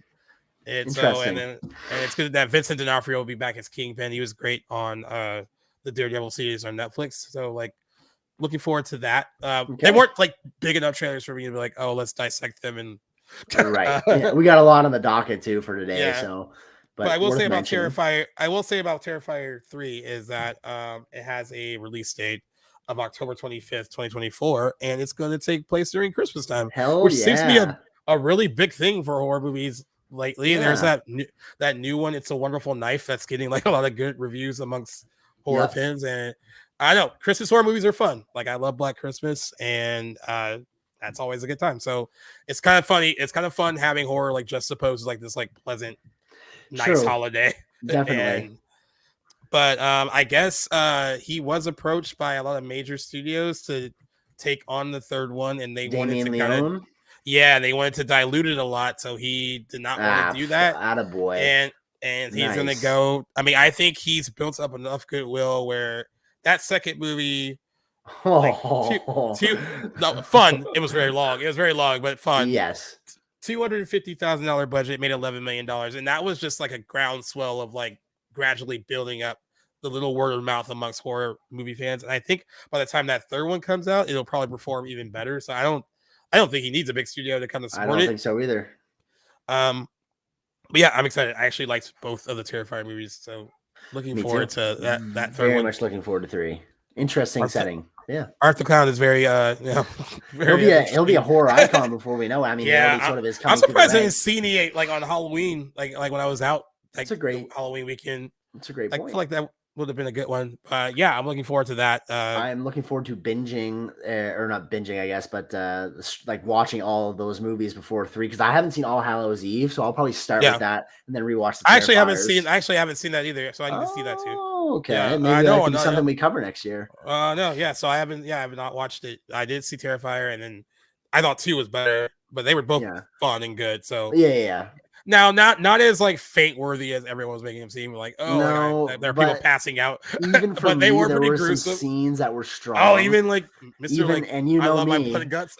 Dude, in the first one, when I can't remember the character's name, but when he saws the girl in half upside down, dude, oh my god, that was brutally awesome, but very tough at parts, but. A lot of fun, those movies for horror fans that maybe haven't seen them yet. Go watch Damien Leone's, I don't know what you call those, just gore fest masterpieces. Gore fest. I mean, technically slashers, but they feel like something horror elevated. Magnum opus. Yeah. All right, guys. For the main event of our episode today is we talked about revisiting 2 movies. One that I didn't love at all when I saw it, and one that he didn't really love when he saw it. It was kind of like on a whim that we brought this up, and they're like, "No, we should probably like do this for the episode." So I love this idea, by the way. I had to revisit 2017 psychological horror film Mother, written by Darren. How do you pronounce his name? Aronofsky. Aronofsky. There we go. Starring Jennifer Lawrence and Michelle Pfeiffer and Ed Harris and Kristen Wiig for like a hot minute. Yeah. I forgot she was in it until I saw it again today. I did too when I was watching it. And then you had to revisit Jordan Peele's Us, which stars Lupita Nyong'o and Winston Duke. What I will say these have in common is that they're both very like ambitious, I guess. Yeah. As a good in their intentions. Yeah. And I will say that I think us is probably a little bit more conventional than like Mother is, but but still, like I think deeper ideas that maybe for some work and some didn't work. Yes. My story with Mother, I've told it on here before. I was excited to see it. Director I love Black Swan. I love. Okay, you're a fan of Aronofsky then. That's yeah. He's one of my favorites. When he does pump out a movie, I rush to see it. The movie trailers sold me something much different than what I got. Yeah. I'm hoping that will have impacted you going forward now. Because that would be a disappointing feeling in the theater. I've had that happen many times. So I saw it with a group of friends, because I made them go with me to go see it. And like I said, I think they hated me for like 2 weeks, maybe longer, for making them watch it. And they did not like it. I didn't like it either. It was like one of those things where I was like, I'm sorry, guys. They all can't be good. But it actually, you would have thought the movie like kicked their puppy. That's how much they hated it. Right. Well, I think it is a movie that demands a lot from its audience to sort of extrapolate what you're seeing on the screen. And it's not necessarily one of those ones that is objective with what you're seeing. Yeah. And if you're not going in wanting that out of your movie, then odds are And if you're not, maybe on the level of loving and experimenting with film that necessarily we are, that could be more than you bargained for as an audience member. And I don't fault anybody for like rejecting this, seeing it. I also saw it with a group that didn't care for it. But I think I saw it with Cam in theaters. It's a while ago now. But I remember one of those movies that really impacted me when I'd seen it, even though I didn't understand everything at the time. I saw it again, and the appreciation grew. And I can say the same after rewatching it again over last night and today. But I'll save that. 2 years later, you got to see Us. Yes. And what was that? Was that in theaters for you? That was in theaters. Yes. I don't remember or don't know if I had seen Get Out in theaters. I know I had seen it at the time. I'd seen Us, which was 2 years before. I think I'd seen it in theaters. Anyway, regardless, I knew that I was going to go see Us, even though I wasn't like, I liked Get Out. And then it had exploded onto the horror scene and put Jordan Peele as a horror director, threw him on the map because he was known for, his comedy duo, Key and Peele skits, who I really love him as a comedian. And then Get Out won original screenplay for him that year. He got that Oscar, and he was shooting at the top of all these horror director lists and whatnot. So Us was definitely one to go see as a follow-up to his debut. And I remember it was a what the fuck am I watching moment. I thought maybe that I wasn't in on what I was seeing, that it was going over my head, but I remember other people too just not really understanding what he was trying to say with this movie. Remember not being scared, but that wasn't what was disappointing to me. I wasn't really scared during Get Out 2. But it didn't really land for me as a horror movie. I thought I could appreciate, and that's something that these movies have in common. They're both written and directed by one person, which is, I love to see that, to have that creative control. And I can appreciate Jordan Peele as being a horror filmmaker that is writing and producing these original horror stories. That's great. Unfortunately, just with Us, it really didn't connect with me. And I remember just kind of feeling like it was ridiculous. And that was the only time I'd seen it. It wasn't until I rewatched it for the purpose of this episode that I see it for the second time. So that's 4 years in between a rewatch, which is, So my rewatch of this was, I guess, pretty. I saw it twice in theaters. I kind of forgot that happened. I saw it a week after it came out, that opening weekend, because someone else wanted to go. And then for what I do for a living, I get like Blu-rays and stuff, because I'll be like, they'll send them, and I got sent that, and I thought I had opened it until I went to go watch it for this, and I went to go open the Blu-ray, and it was still in the packaging. I was like, nice. I never opened it. I got to open it fresh for this, but I did see this twice in theaters. Opening night was with my brother, actually my family, because my mom wanted to see it because she likes Jordan Peele, and it was a really interesting experience with them, because they don't really see, my stepdad and my mom don't really go see horror movies like that. But packed theater though, because it was everyone was kind of interested in what his second movie was going to be. Oh, big time. And I remember in the moment liking it. I had some kind of little quibbles about what did that all mean in the end, and right. And all kind of but I respected a lot of things about it overall. I don't think I've hated the 3 movies he's come out with. I thought they were all pretty good. But I hadn't watched it since then. Until now. So it's been a while for you as well. And the same thing with Mother. I hadn't seen that since that one fateful night on opening night. Where the night you got an F cinema score from opening day. Again, that's so crazy to me. Because anyway, for people that don't know, for both movies, like we said, Mother stars Jennifer Lawrence, Javier Bardem, Ed Harris, Michelle Pfeiffer, and Kristen Wiig for some reason too. And it follows a young woman whose tranquil life with her husband at their country home is disrupted by the arrival of a mysterious couple. We spend all our time here. I want to make a paradise. He's a stranger. We're gonna let him sleep in our house. What are they doing here? This place is too big for the 2 of us. All I'm trying to do is bring life into this house. You're insane. Get out, all of you! Thank you for your hospitality in our time of need. that is the most bare bones explanation of what the That movie is. Yeah, I mean, those things certainly happen in this movie, but that is not. Yeah, that is what we call the anything. setup. That is the setup, and that's about it. Yeah. And then in us, like we said, we have Lupita Nyong'o, Winston Duke, Elisabeth Moss, starring in this movie as well. And the film follows a young woman or a woman and her family who are attacked by a group of menacing doppelgängers. That is kind of, I guess, bare bones what the movie is. Something bad is happening. It's getting closer. You all right? Who is that? Hey. What do you want? They have the upper hand. Careful. We need to move and keep moving. Buckle up. Jordan Peele's Us, rated R. Two, a little bit more straightforward. As far as comparing, when Us came out, it was a critical and commercial success, grossing $256 million worldwide on a $20 million budget. I believe, and the Rotten Tomato score is at 93% fresh. Mother is 69% fresh. It made $44.5 million worldwide on a $30 million budget. Only 17.5 million of that in the States. So they hated it here.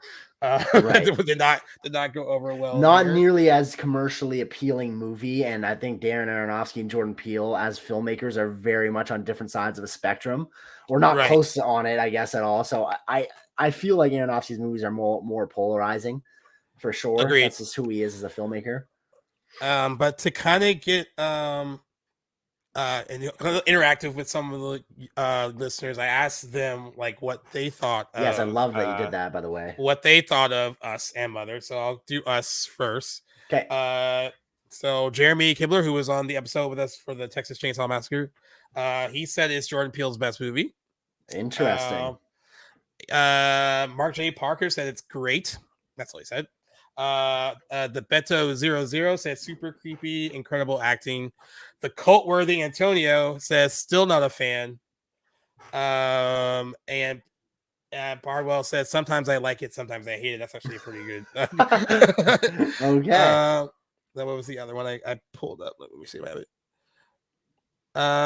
Someone said Movie Mania, Bob K's Movie Mania said better on repeat viewing. Jordan said horrible. And that's on that. And then with Mother, I feel like this is not gonna be really good at all. I'm not expecting much. Jeremy again said love it. It's like a sustained anxiety attack. Okay, agreed. Mark J. Parker said so good it made me sick. We have amazing Religion versus Mother Nature, mind blown. Cultworthy said it was underrated. I agree with that too. Mark with the movie said love it, but I understand why it's so hated.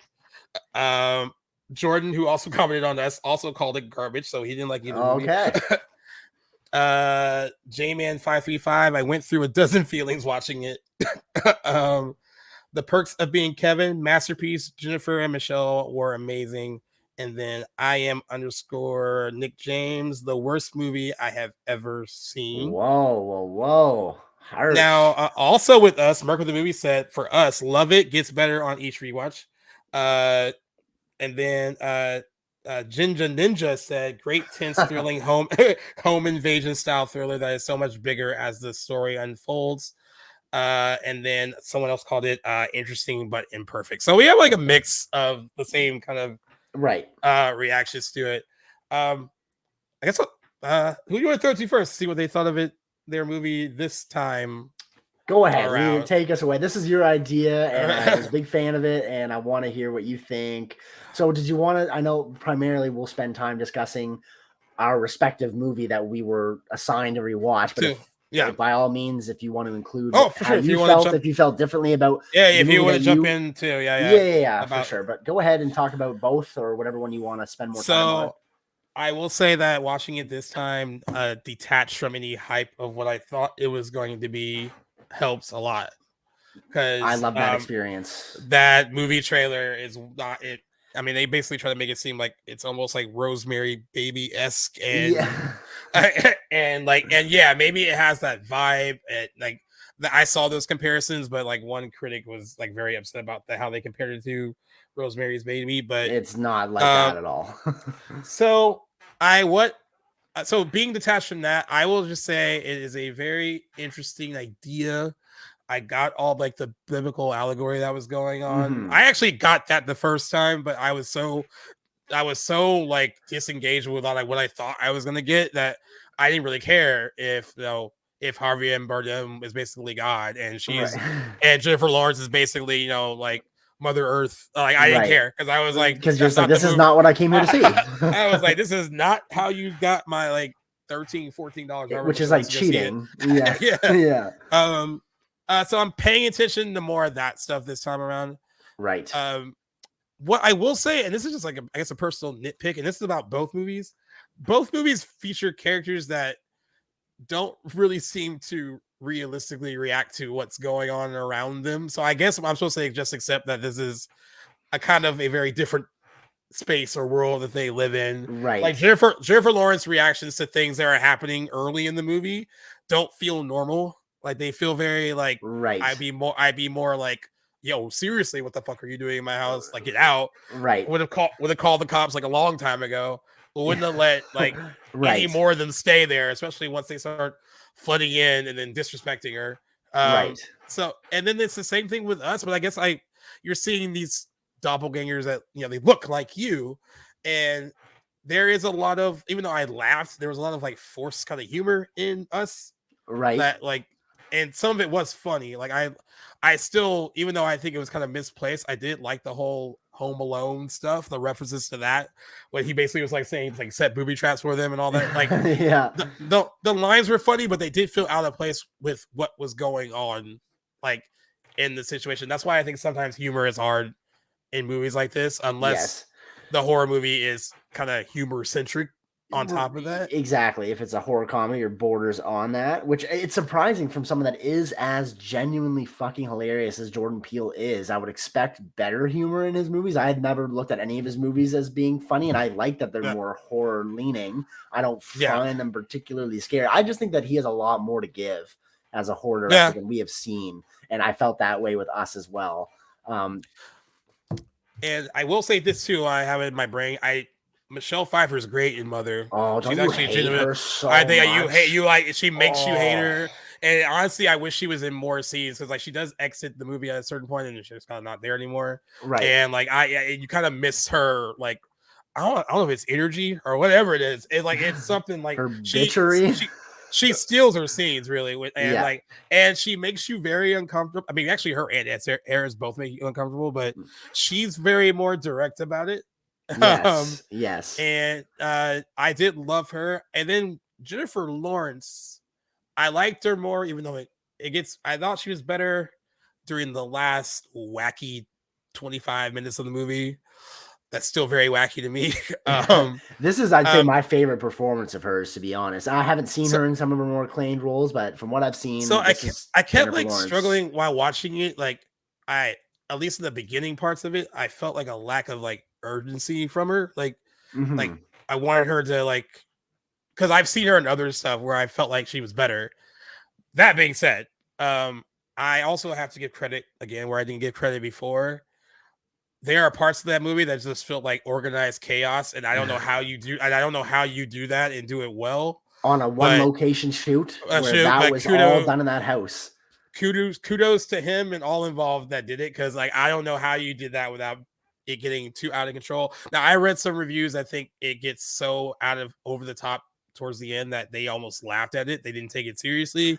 I never quite got there watching it this time. I think the first time I did, because I was like, I don't know what the fuck this is supposed to be, and I think I might have laughed. Because it is absurd if you're not really looking at it in that allegorical sense that it is. You're like, why all of a sudden is there like a riot in this house in 15 minutes? How did we get here? This SWAT team and like there's like Molotov cocktails and like cults going in this other room. Like it's a lot all at once. Yeah, so it throws a lot of ideas at you, and I guess I read one review that said, kudos to him as the director and writer for going there and being that ambitious, and kudos to Paramount Pictures for releasing it as a wide release instead of like not trying to dump it as like Right. a art house film. They released it as if it was a wide mainstream movie, even though it screams like art house. It screams like art house film. I respect that they went there because now it's so weird, like looking at this years removed and how people reacted to something like Beau is Afraid. And I remember I got really upset at like reviewers who were like, "Oh, why would a studio like give this person so much money to make something that makes no sense?" Or like blah blah blah blah. And Right. you know, it made sense to him, and like it meant something to him, and I'm sure it meant something to people that actually I was looking to see how many people really liked Mother, and like I think over time it's found an audience that like that some are like, hey, I don't want to say this, but like I think some of them come off as like, you just didn't get it, and whatever, that's fine. Right.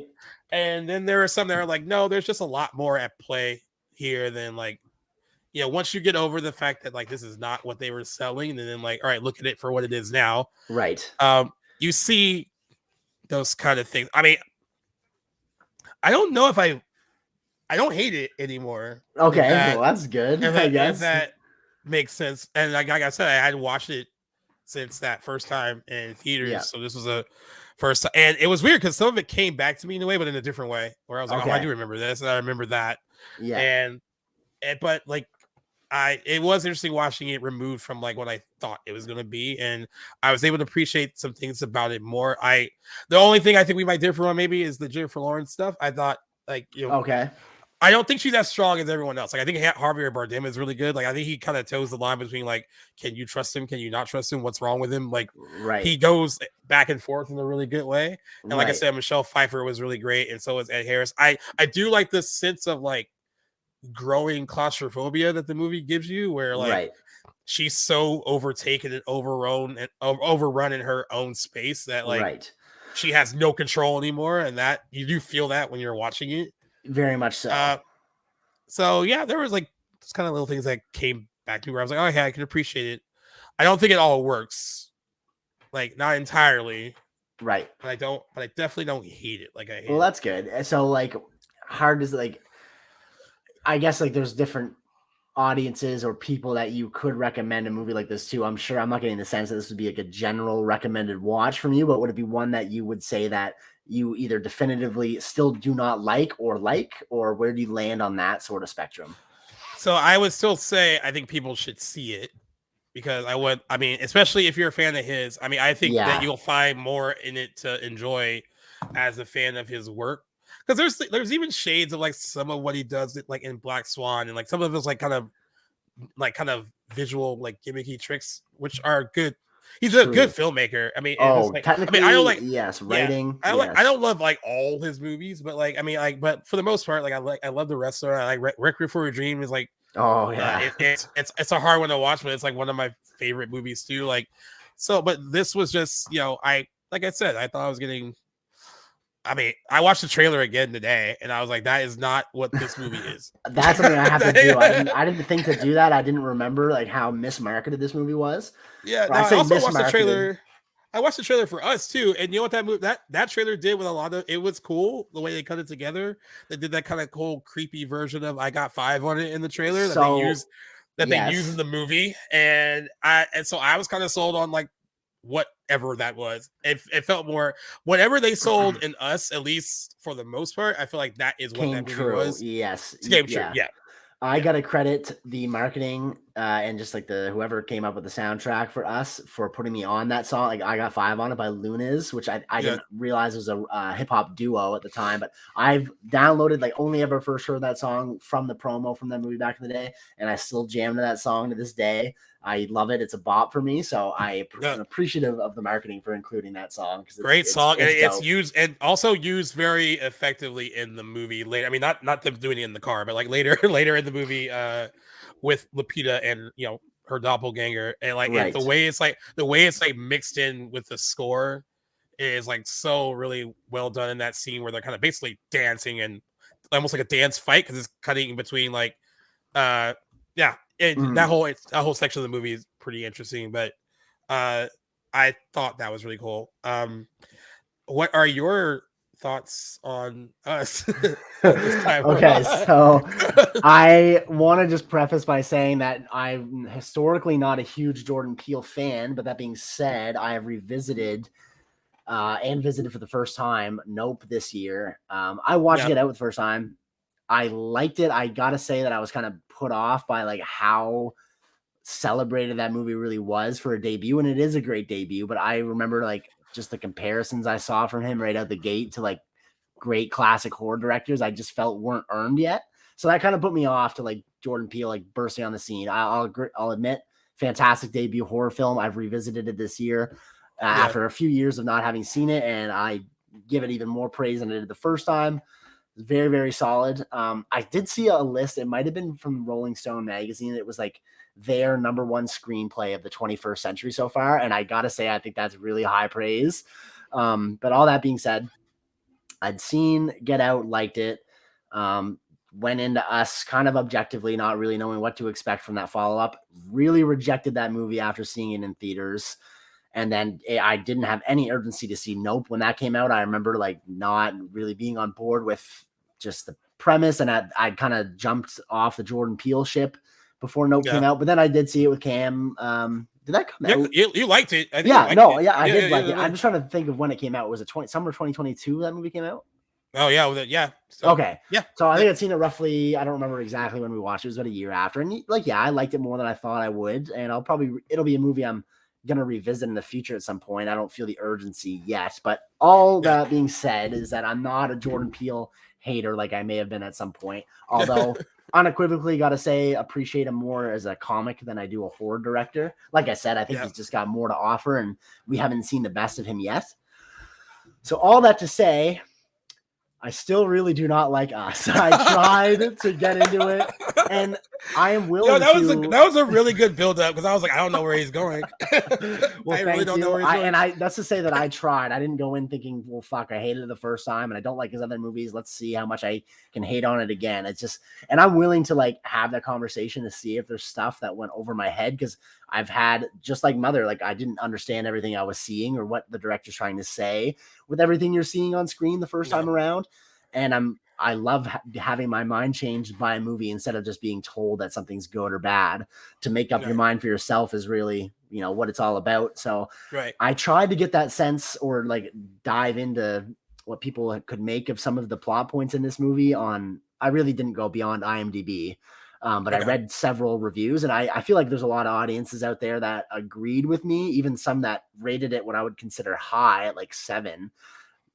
In those reviews, I was seeing like, there's stuff that doesn't work. There's stuff where they're lost on what exactly is going on. And like how you mentioned earlier, that is really where my complaints for this movie are. Like, it's not that I think it's not technically helmed. His direction. Yeah, and, I think like visually and direction wise, very good. Like there's a lot of stuff visually that's really good. Yeah. It's just that my gripes with the story are so significant that it kind of overshadows the things I can appreciate in this movie. I really find myself at a loss for what everything in this movie meant. And from what I've read, we haven't had the conversation. Nobody's been able to satisfy those questions for me. So what the fuck is going on? I haven't gotten there either. I mean, I just kind of like leave it as well.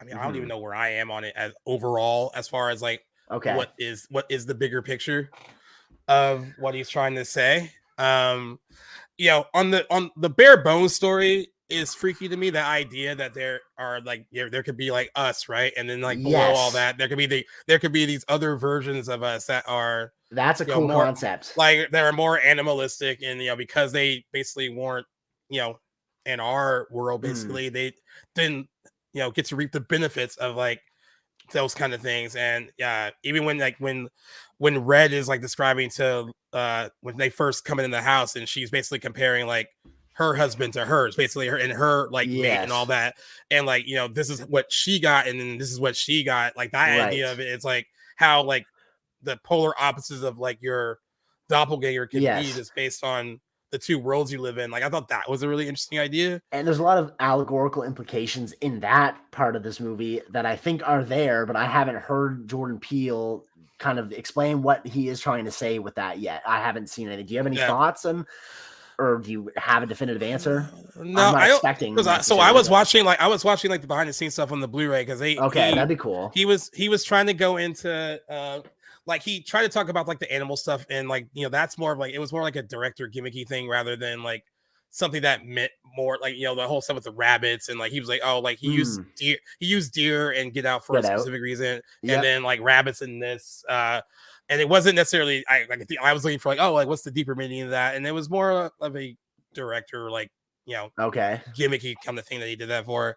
The whole Hands Across America thing, what's going on there? He was trying to show that on the surface I guess that it's such a really positive event and it was supposed to be this positive event, right? But how could that get turned on its head if you had these people that were kind of like who were seeing what this was supposed to be, but were left out of it and shunned from it. One population would look at what that is differently compared to yours. Do I think that's incredibly groundbreaking? No, I don't. But it's right. I think in theaters when that was over, and I was like, okay, what's he trying to? I was like, that's exactly how I felt. What is the significance of that? And then you almost feel stupid. You're like, wait, maybe did I not get it? Right. I feel validated now reading people not knowing what was going on, but in a movie like this, I will go online in a heartbeat as soon as I get home. Like, all right, what did everyone else think? But I think what works to me more though is what I took from it is, if this situation were real, how different your double would be, and how because they wouldn't have the things that you have that kind of made your life easier. And I also think it was interesting too. I also what I like is that you have this pleasant kind of family that has to go animalistic and in order to get out of the situation, so they almost become as bad as their doubles basically. And then I was also watching it this time too, knowing from the start what's up with Lupita Nyong'o's character, in the that's a great point to lead off on. So I had to watch it this time, be like, all right, do I see them throwing hints at this is what is going to be the Did you twist, pick up on any? Because I didn't see anything that made me justify that twist at the end. I remember being really thrown off by it, seeing in theaters, and I was looking for it this time, and I didn't. I don't know if I'm overthinking it though, or if it's I think you have to in this movie. There's certain times where when she's getting an argument with her husband about he's saying what they should do to get out of this, and because they're at Elisabeth Moss's house, they're dead already, right? Their friends are dead, and I think that's when the whole Home Alone joke comes up and everything too, and then she kind of yells at him and basically says you're not in charge anymore, and she loses it. Yes. I'm all right, I'm watching it okay, is that hints of what she used to be coming out a little bit, because her character isn't really like that. She's a bit more repressed leading up to the event. So when she has these shades of anger or aggression, I'm oh, I wonder is that him trying to hint at there was something amiss this whole time. But I also think I might be overthinking it. There is, thinking about it now, there is one line of dialogue that kind of supports that she would have been the original tethered person, where she's she's having that conversation on the beach with Elisabeth Moss, and she's I don't do well at talking, or something along those lines. So there's a little bit of something, but so I remember noticing this time around that she has what's Adelaide? So Adelaide is the regular, I guess you will, the mom. I almost said the real one, but she's not. And then the red is her tethered counterpart. So Adelaide, the mom that we're with for most of the movie, she has this hesitancy to go to Santa Cruz Beach, and she doesn't want to go there, and she kind of alludes that something happened there when she grew up or whatever. So if she is really the girl that so if she was swapped then as a kid, why does she have this fear of going to the beach where this happened? If this is just flipped around at the end of the movie, that wouldn't have been her. What do you think of that? Does she have this fear of going to that beach because she suspects the real her, the ones might that emerge, tethered to might emerge if they go to that beach? That's the that's kind of what I took from it. I suppose I had, but they don't. But I do agree with you. They don't drop I guess they're not supposed to drop obvious hey, if you go back and look at this, this was obvious all along. Maybe not when- obvious, but something. Like when Breadcrumbs. that twist played out in theaters, I was kind of surprised, but my friends weren't, and my family wasn't either. Really? So when I saw it the second time, my friends were like, "Oh, I kind of feel like that's what they're gonna do," and I was like, "Well, shit, I didn't think of it going there, like that they were gonna be like it wouldn't be the real her, like it would be like the real her got swapped like a long time ago when she was a kid, and she adapted to this like kind of new life. I didn't think it was gonna go there, so I was genuinely surprised by like the twist. Now, whether or not you think it works, because you have to go back and be like, does it really work? I guess it does work. I mean, if it does, like she's kind of been hiding out, and the reason she has all these like kind of like repressed memories and all this stuff that everything seems to be bothering her is like I feel like the whole idea even going there is dredging that fear of like, oh, what if this gets switched around again? I guess I guess I can feel. I'll say like so that particular point makes sense the way you put it there. Overall, though, the twist does not work for me. It still doesn't work for me on rewatch. I just kind of feel like it. If there's hints before, I didn't get them, so it does feel like it was just kind of placed out of nowhere, and I don't think that there's proper evidence to really. I just thought it was sort of like and her son, I guess, gets it too. Like by the end of it, yeah. I'm always like, so I'm getting. I don't know if I'm overthinking when she's looking at him and then she kind of smiles and he puts his mask back down. Like when he takes it off, it feels like he's more open to like he's not trying to hide himself or whatever. Right. And I got the impression, like, of course, now that he knows that this isn't his mother, like, at least the mother that he thought he had, when he does that he's just closing himself off again. Maybe out of fear, maybe out of like what she might be. I don't know. Well, that's the thing. Like, she would still be his mom, though. He's only like 8 to 10 years old, and she switches a kid, so that is definitely her son. But I don't know what he would pick up as. How would he know like that she was really the original tethered or not? Because that's definitely his mom. Is he kind of the more intuitive one of the kids? It seems like because he seems more like agreed. A bit. I don't want to say sheltered, but he's like in the magic. He's all in the stuff that like kind of like his sister's more like the warrior. Like she's more like the take action. Like that whole scene where she's like, I'm driving and there are. I thought that was again misplaced humor. But I was like, all right, but it still kind of works, I guess. But like she's clearly the one that takes action. And like that whole conversation about their kill counts and why they was drive. good. Yeah. But I thought because maybe he was the more intuitive of like he's the one that gets that it's a trap when they're like the whole situation with the cars and the fire. Like he's like he's the first one to say it, even though he ends up getting snatched up anyway. But like that's kind of what I got from it, that he was the more intuitive of the bunch. But we've talked about this before. Like if I have to like add on my like this is why this works because like I'm putting all my juju on it to make it work. Does the movie still work if you as an individual has to explain yourself why this is happening? Right. Well, it's all comes down to your enjoyment of the movie. If there's things in it that intuitively you can justify as making the plot work or certain parts of the plot, then that's really what it comes down to. If it doesn't necessarily translate to everybody, then that's their issue, I suppose. So that's where we could differ. If it works for you, there's nothing. I can't say that it doesn't. It just doesn't for me in certain spots. But I don't think one of us is necessarily right or wrong. You know what I mean? So I need to watch Nope again because I haven't watched it since it came out. But as of now, I still think I would go as far as my enjoyment of his movies, like in order of how they came out. So like, Get Out, Us, and Nope. Okay. But I could honestly see if I watched Nope and like again with fresh eyes. That would maybe could flip the second. That's the only one you've seen just the one time, right? The one time, yeah. Right. And I think he's a good horror movie director. Like the way he sets up shots, and you can tell he's influenced a lot by like he talked a lot about like Hitchcock and John Carpenter and Wes Craven. Like he is heavily influenced by great horror directors, and I think he sets up scenes really well. Like the first encounter they have with them at the house, I think is well done when they break in, and I still maintain this. I don't know if you agree, and I know a lot of people wanted her to. She got a SAG nomination for it. I think Lupita Nyong'o kills it playing those two roles. Are so very different from each other that I think I was on board with her getting an Oscar nomination for it because I thought she was really good.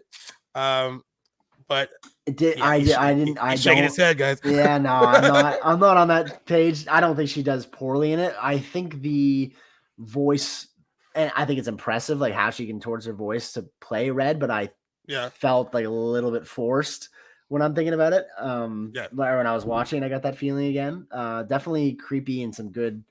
And she went through a lot of, I'm sure, painstaking courses and training to manipulate her voice like that. I read that she had been working with a coach, several different people to help her get that. Yeah. And what's kind of cool when she's playing the other one, it's like Jordan Peele, like off camera, basically imitating Red's voice and feeding those lines to her. Like when I was watching how they did the double stuff, it just extra work on. I mean, it gives you more appreciation of what they had to do to get it right, and then also for what their actual like camera doubles had to do, because their stunt doubles had to like mimic them and make sure that like they were mimicking the actors right, and then the actors are having to like mimic what they're doing. So when they were doing the other side of it, like it was a very difficult process, but they eventually got it down to a point where it was easier to do. But yeah, they all expressed how like it was not like something they had done before, where it was very interesting. But like Lupita Nyong'o said that she felt she would do like the Red stuff first. She felt more comfortable doing that and then doing the LA stuff second. Just for her own personal thing, I guess, stuff as an actress. Let me ask you this too. Why do you think, or did it bother you, if you don't have an answer, that like only sometimes do the tethered really act tethered to the people up above? Like for instance, like when the son clues like sort of gets his counterpart to walk backwards into the flames. Why all of a sudden is he now compelled to mimic his actions just seemingly randomly? That's true, because like there was that. There's also that moment in when they're in the closet together too, right? When they're moving, like kind of it does seem like it's more of a script convenience rather than. That's what I was getting at, I suppose. Because I guess the tether do act differently depending on. Because you don't really see them interact like with Elisabeth Moss's like that family, that we don't really get to see them really interact, but we do kind of see like the subtle things about them that are similar. Like Elisabeth Moss's seems like she's addicted to like her own version of plastic surgery, which is why she has like the scissors against like the girl's face, and she's like she wants to like do more like extreme stuff to like her face, and that's how she's similar to like her counterpart. But I think it might be more of a script convenience rather than convenience, which is, I mean, lots of movies, are guilty of having that, but it's something that I thought was glaring while rewatching this movie. I also found, this isn't necessarily a criticism, it makes sense that they wouldn't, be speaking perfect English, but I thought that the tethered's like dialogue or like attempted dialogue was sort of unintentionally humorous to me. Particularly the dad, like kind of yelling on the boat, like that. I was like in stitches listening to it. I actually laughed in theaters. I remember that. I think actually a lot of people laughed in theaters. Yeah, because it's very much like like very animalistic, and I get why that it is written that way, but in delivery it was comical. It's also the delivery. Like I think what was that one part where she's like, "Who are you?" or what? And she's like, "We're Americans," but in that tethered voice, it was very like kind of cheesy.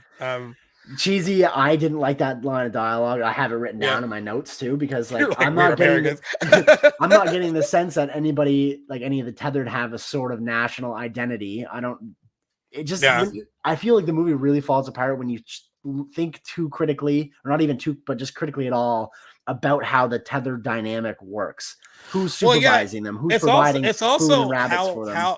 You're right, and also how smart are they? Because like she was smart enough to when she as a little girl, when she went down to that house of mirrors to like take her, like she was smart enough to do that as a child and switch, and like so there is. I would like to know a little bit more about their like mental capacity, I guess, to like understand and like do things. Everything about them I would like to have an answer for. I get those answers will never come, but like what happens if someone above hops on a plane and flies across the country? What does their tethered counterpart do? Right. And like, you're right. And then like, just there's a lot to think about there. And then looking at the family. So when I tried to think, like Winston Duke, the dad, like he's like in our world, he's like the all-American kind of cheesy dad, right? Which is why his counterpart is probably more animalistic and more like brute. And like you would look at Winston Duke in our world and think that he would be a brute, but the way they have him played is that they play him soft. So I understand the difference, right? Okay. And then you kind of see the difference between the two daughters, where like she takes action, the other one clearly takes action in her own way. She's clearly the more like athletic one. Like she seems to enjoy that when that girl runs away, that like she's like, all right, I'm going to take pleasure in running after her. Right. And like Jordan Peele also made a comment that like when he said when you play like your tethered version, like you still want to kill you, but you're very intrigued by yourself. So that's how that girl played that, was that she was like almost like a toy. Right. Like that's like how you're she observing her first. And the way I looked at the young son, I feel like if the young son went unchecked in our world, that he could become more destructive. If you weren't paying attention to like kids who are a bit more intuitive into themselves, like you do kind of have to worry about like what's going on up here. Would they become more like and like he like Pluto does, I guess, like he's more like he likes to destroy things and set things on fire, and like that kind of he's more like to himself. So like I get how they're supposed to be kind of different, like the kind of polar opposites of each other. Yeah, I can kind of see what you're saying, that it all doesn't necessarily mesh well, and like there's inconsistencies there that like I feel like if for the sake of the movie, if you're just trying to enjoy it, you don't need to go down those rabbit holes. Yes, that's a pun, but you but if you do try to do that, like me, I like to apply logic to. This is why I think I'm more I guess down for a movie like Mother, because I like to like see where these, I just like to think a little bbit more intuitively about I guess not intuitively, but think a little bit about what I'm seeing. So with that movie, you can tell me if I'm wrong. So like, and because this is what I'm thinking. Okay. So like, I don't know if I'm right, but I can at least lend my interpretation. So like I said, like because they don't have names, right? So the poet Javier Bardem, the writer, he's like God. He's like God, the creator. Exactly. And then Jennifer Lawrence's character, she like said like she's like Mother Nature, right? Yep. And then like their home is kind of like almost like a Garden of Eden kind of thing. That's why I think it doubles as like the Garden of Eden, and sort of it's a representative of Earth as well, with like everyone that comes in, all the guests are like sort of like our humanity plaguing the and then Earth. And then the initial like Ed Harris and Michelle Pfeiffer are almost like Adam and Eve, because like I got the impression because like when Michelle Pfeiffer goes up to that room and she tells you can't, and he doesn't like when people go up there, and she goes up there anyway later, and she's looking at his stuff, and that thing breaks the forbidden fruit, original forbidden sin. Fruit. So that's like original sin, right? And then they start having sex like in the like all parts of the house. And so like that. So there's that part of another detail I just want to mention about Ed Harris's character that I didn't clue in, and I have like there's a lot of this that I can pick up, because I like you mentioned earlier when we were talking about covering this movie, it is very heavy-handed religious allegory, but I don't necessarily have a thorough understanding of religion, but the little that I do, I'm able to pick up a lot throughout this movie. But one detail that I didn't know before, but remember that scene when Ed Harris is like Jennifer Lawrence walks into the bathroom and Javier Bardem is like standing over him and he's throwing up in the toilet, and you see this wound on his back. Ribs. So his rib, exactly, which is what in the Bible, Eve came from Adam's rib. So like that was very much a glaring, this is Adam and Eve sort of detail. And then you have the two brothers who get in the fight over the will, and that's like Cain and Abel. Exactly. Yep. And Cain kills Abel. And then there's a whole destruction of the house when like so many people are like coming in, like before she gets pregnant. Right. And that couple is like sitting on like the sink or whatever it is, and they break it, and the whole flood thing happens. And I was like, all right, that's like, is that a metaphor for a mini flood? Yeah, certainly. And but then she's able to kind of get everyone out, and they get angry and they have sex, and then she realizes she's like instantly pregnant with, I assume, what is supposed to be like Jesus. So it's a little imperfect, but that makes her Mother Nature and Mary, I suppose. Mary, and there is jump to the New Testament, and then, but then what I'm confused by is all the chaos that happens at the end. If she's supposed to be delivering this kind of like, I guess for them would be like what, a Messiah? That's what it seems like they were hinting at a little bit. Right. Why is there so much like this chaos and destruction, and then like physically consuming what I believe the baby, right? That's what exactly. Which is like referred to as like the covenant, I guess, with you and Jesus, like they literally consume the body and the blood of him. I don't really, again, I'm not a biblical historian, so I'm a little lost on exactly what everything is that is being conveyed there. But I have a feeling at least that like even during and after Jesus's like time on Earth, humans have always been very, warmongering, destructive species. And I think that is, I think we have a lot of human history and biblical history compounded in a 2-hour movie. So the timeline is very accelerated. So it seems like we have this like very brief moment of like bliss when he is first born and then been carried around like the guests downstairs. And then very soon after do things break out into, I guess, chaos again. But, and I will say another thing that I wasn't so sure of. So at the start of the movie, when Ed Harris comes there first and says he thought it was like a bed and breakfast or whatever, and then of course they all gradually come. Like, do they know who they believe her to be, or believe maybe Javier Bardem to be? Like, are they like thinking that like he is like the creator or whatever, and that's why they're all flocking there, and then she might be, what is that? And because they're constantly asking her like, why doesn't she want children, and like they seem to be pushing the idea that she should want them. What I'm still confused on is like at the start of the movie, like what do they know, right? And, like, because like we clearly don't know anything at the start of it. Like, all right. Right.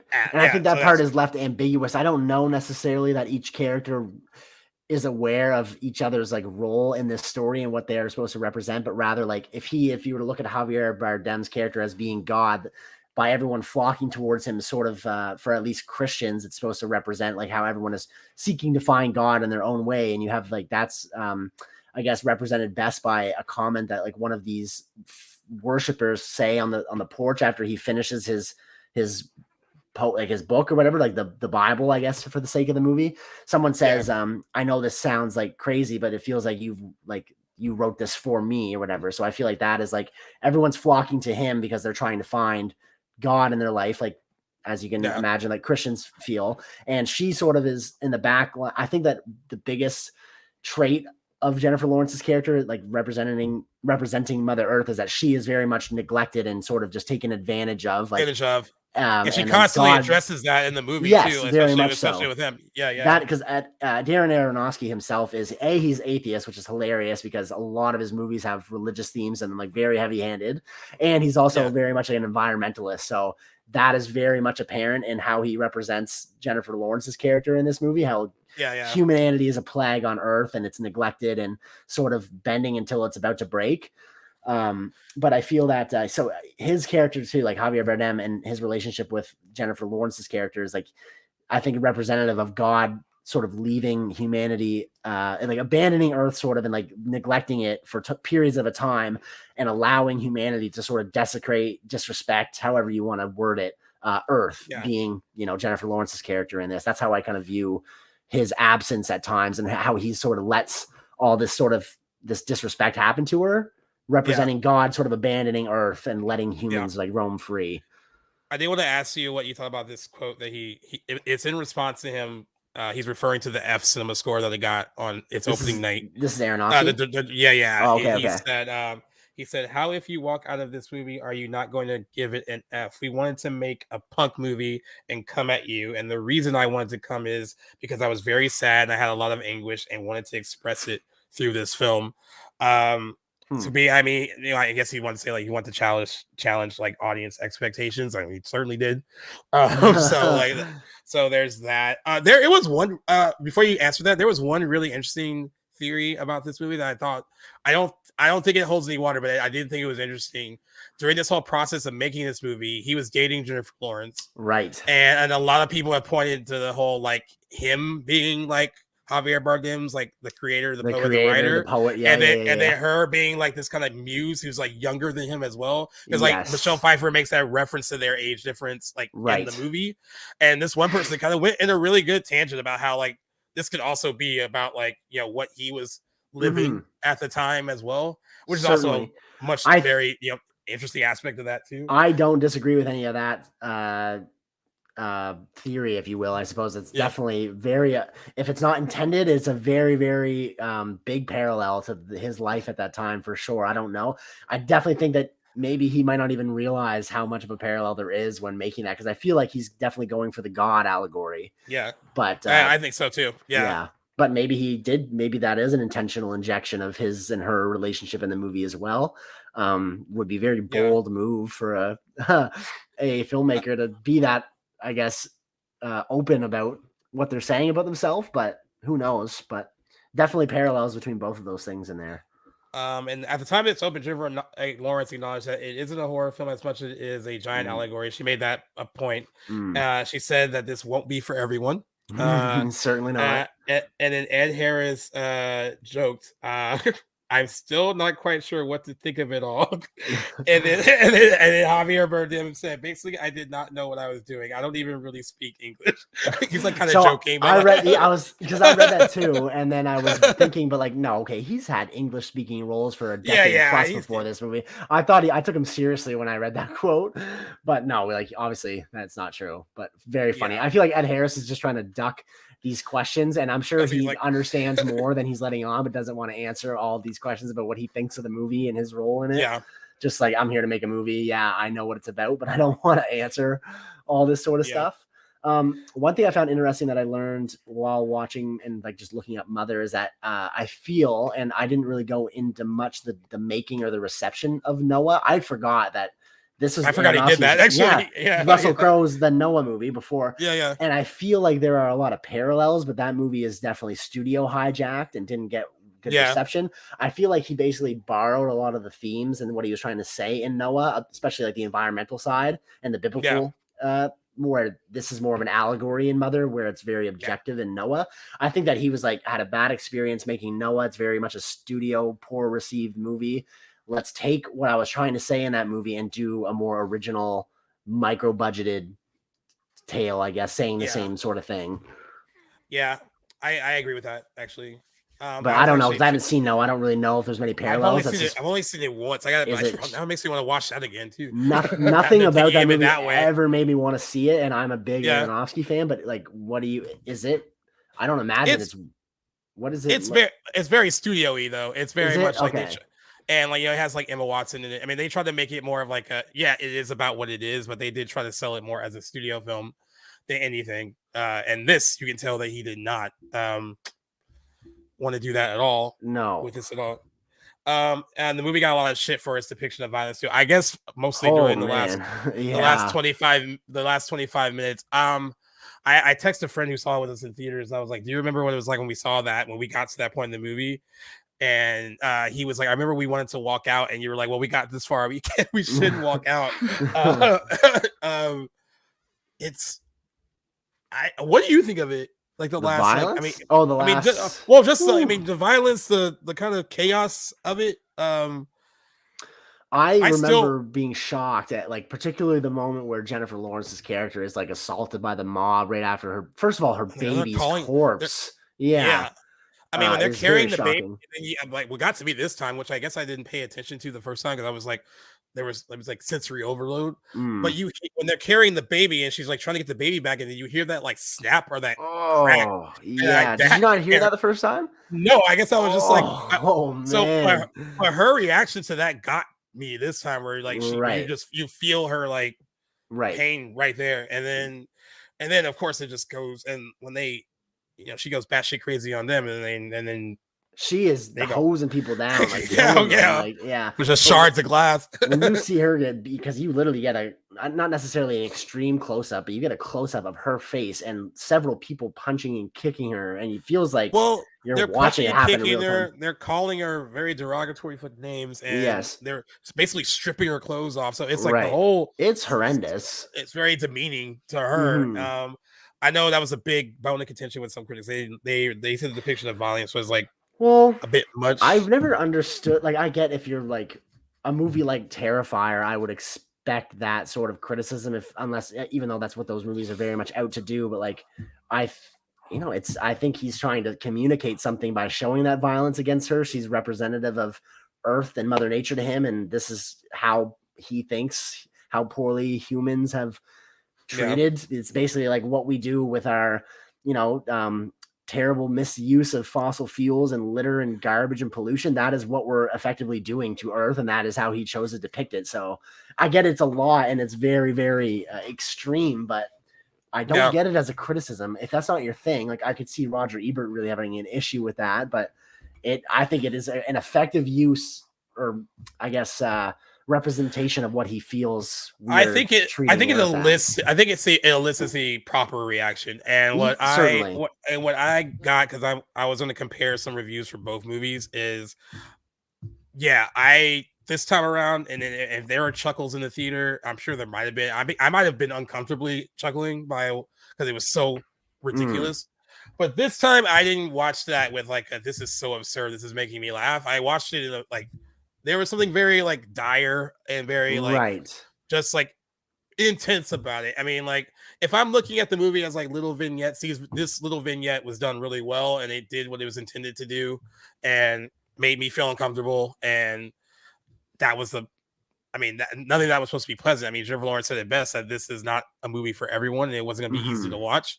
So I had no problem with that part of it.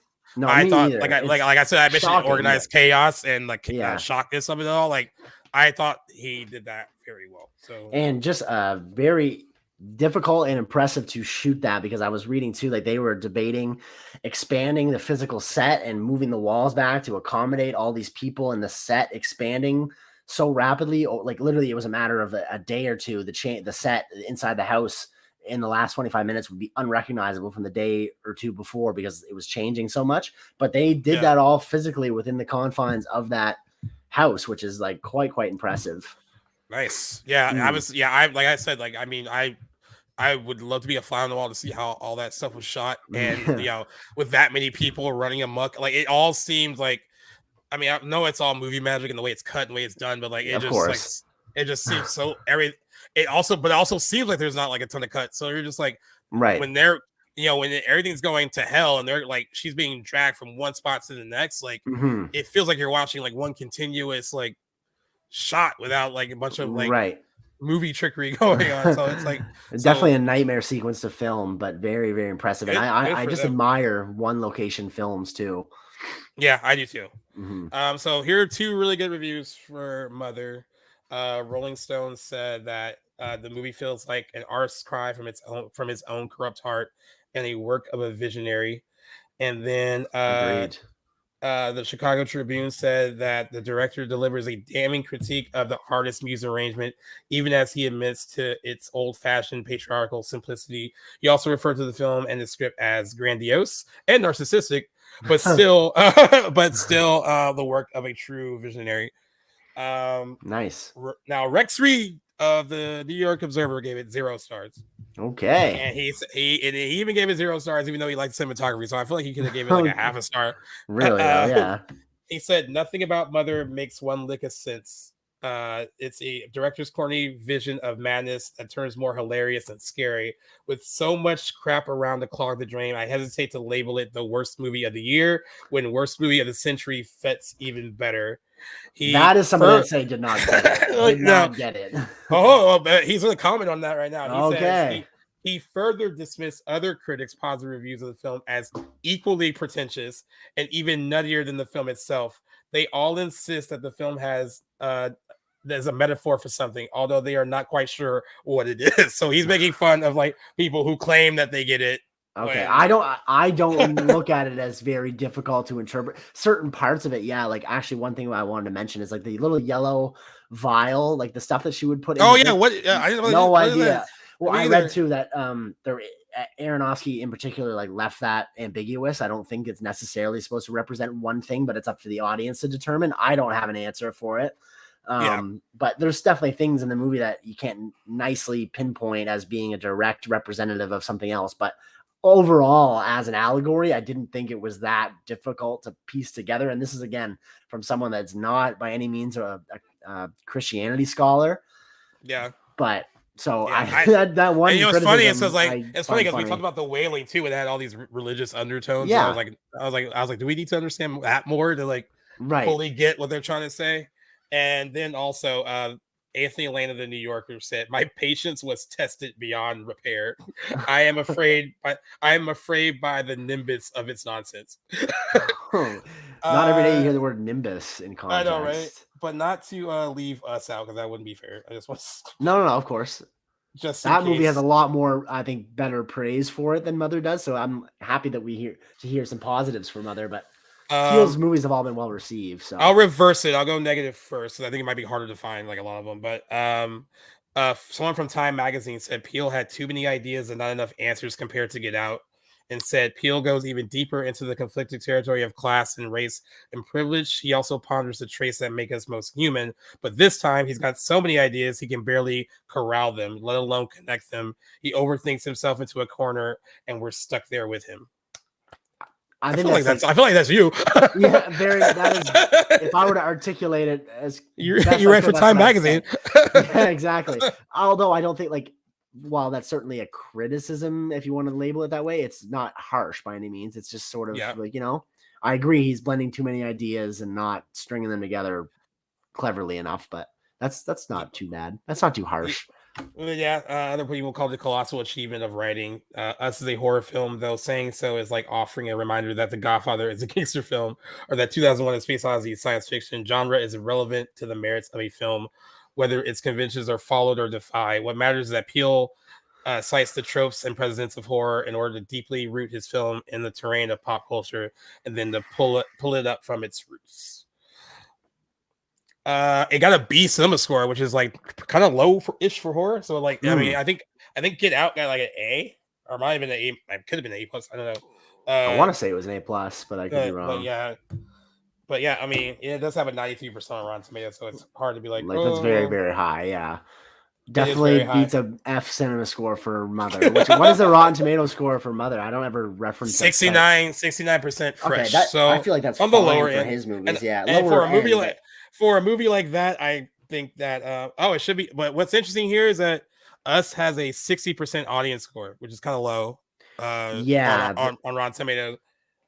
So I think they're more in line with that's almost like an F. Like it's like right. It's like still fresh, but not really. Right. That is more of what I was seeing in IMDb from audience scores. Was more down there, but definitely a divide for sure between critics. I feel like critics just love Jordan Peele. They eat him up. They do. I'm trying to see if I can find another.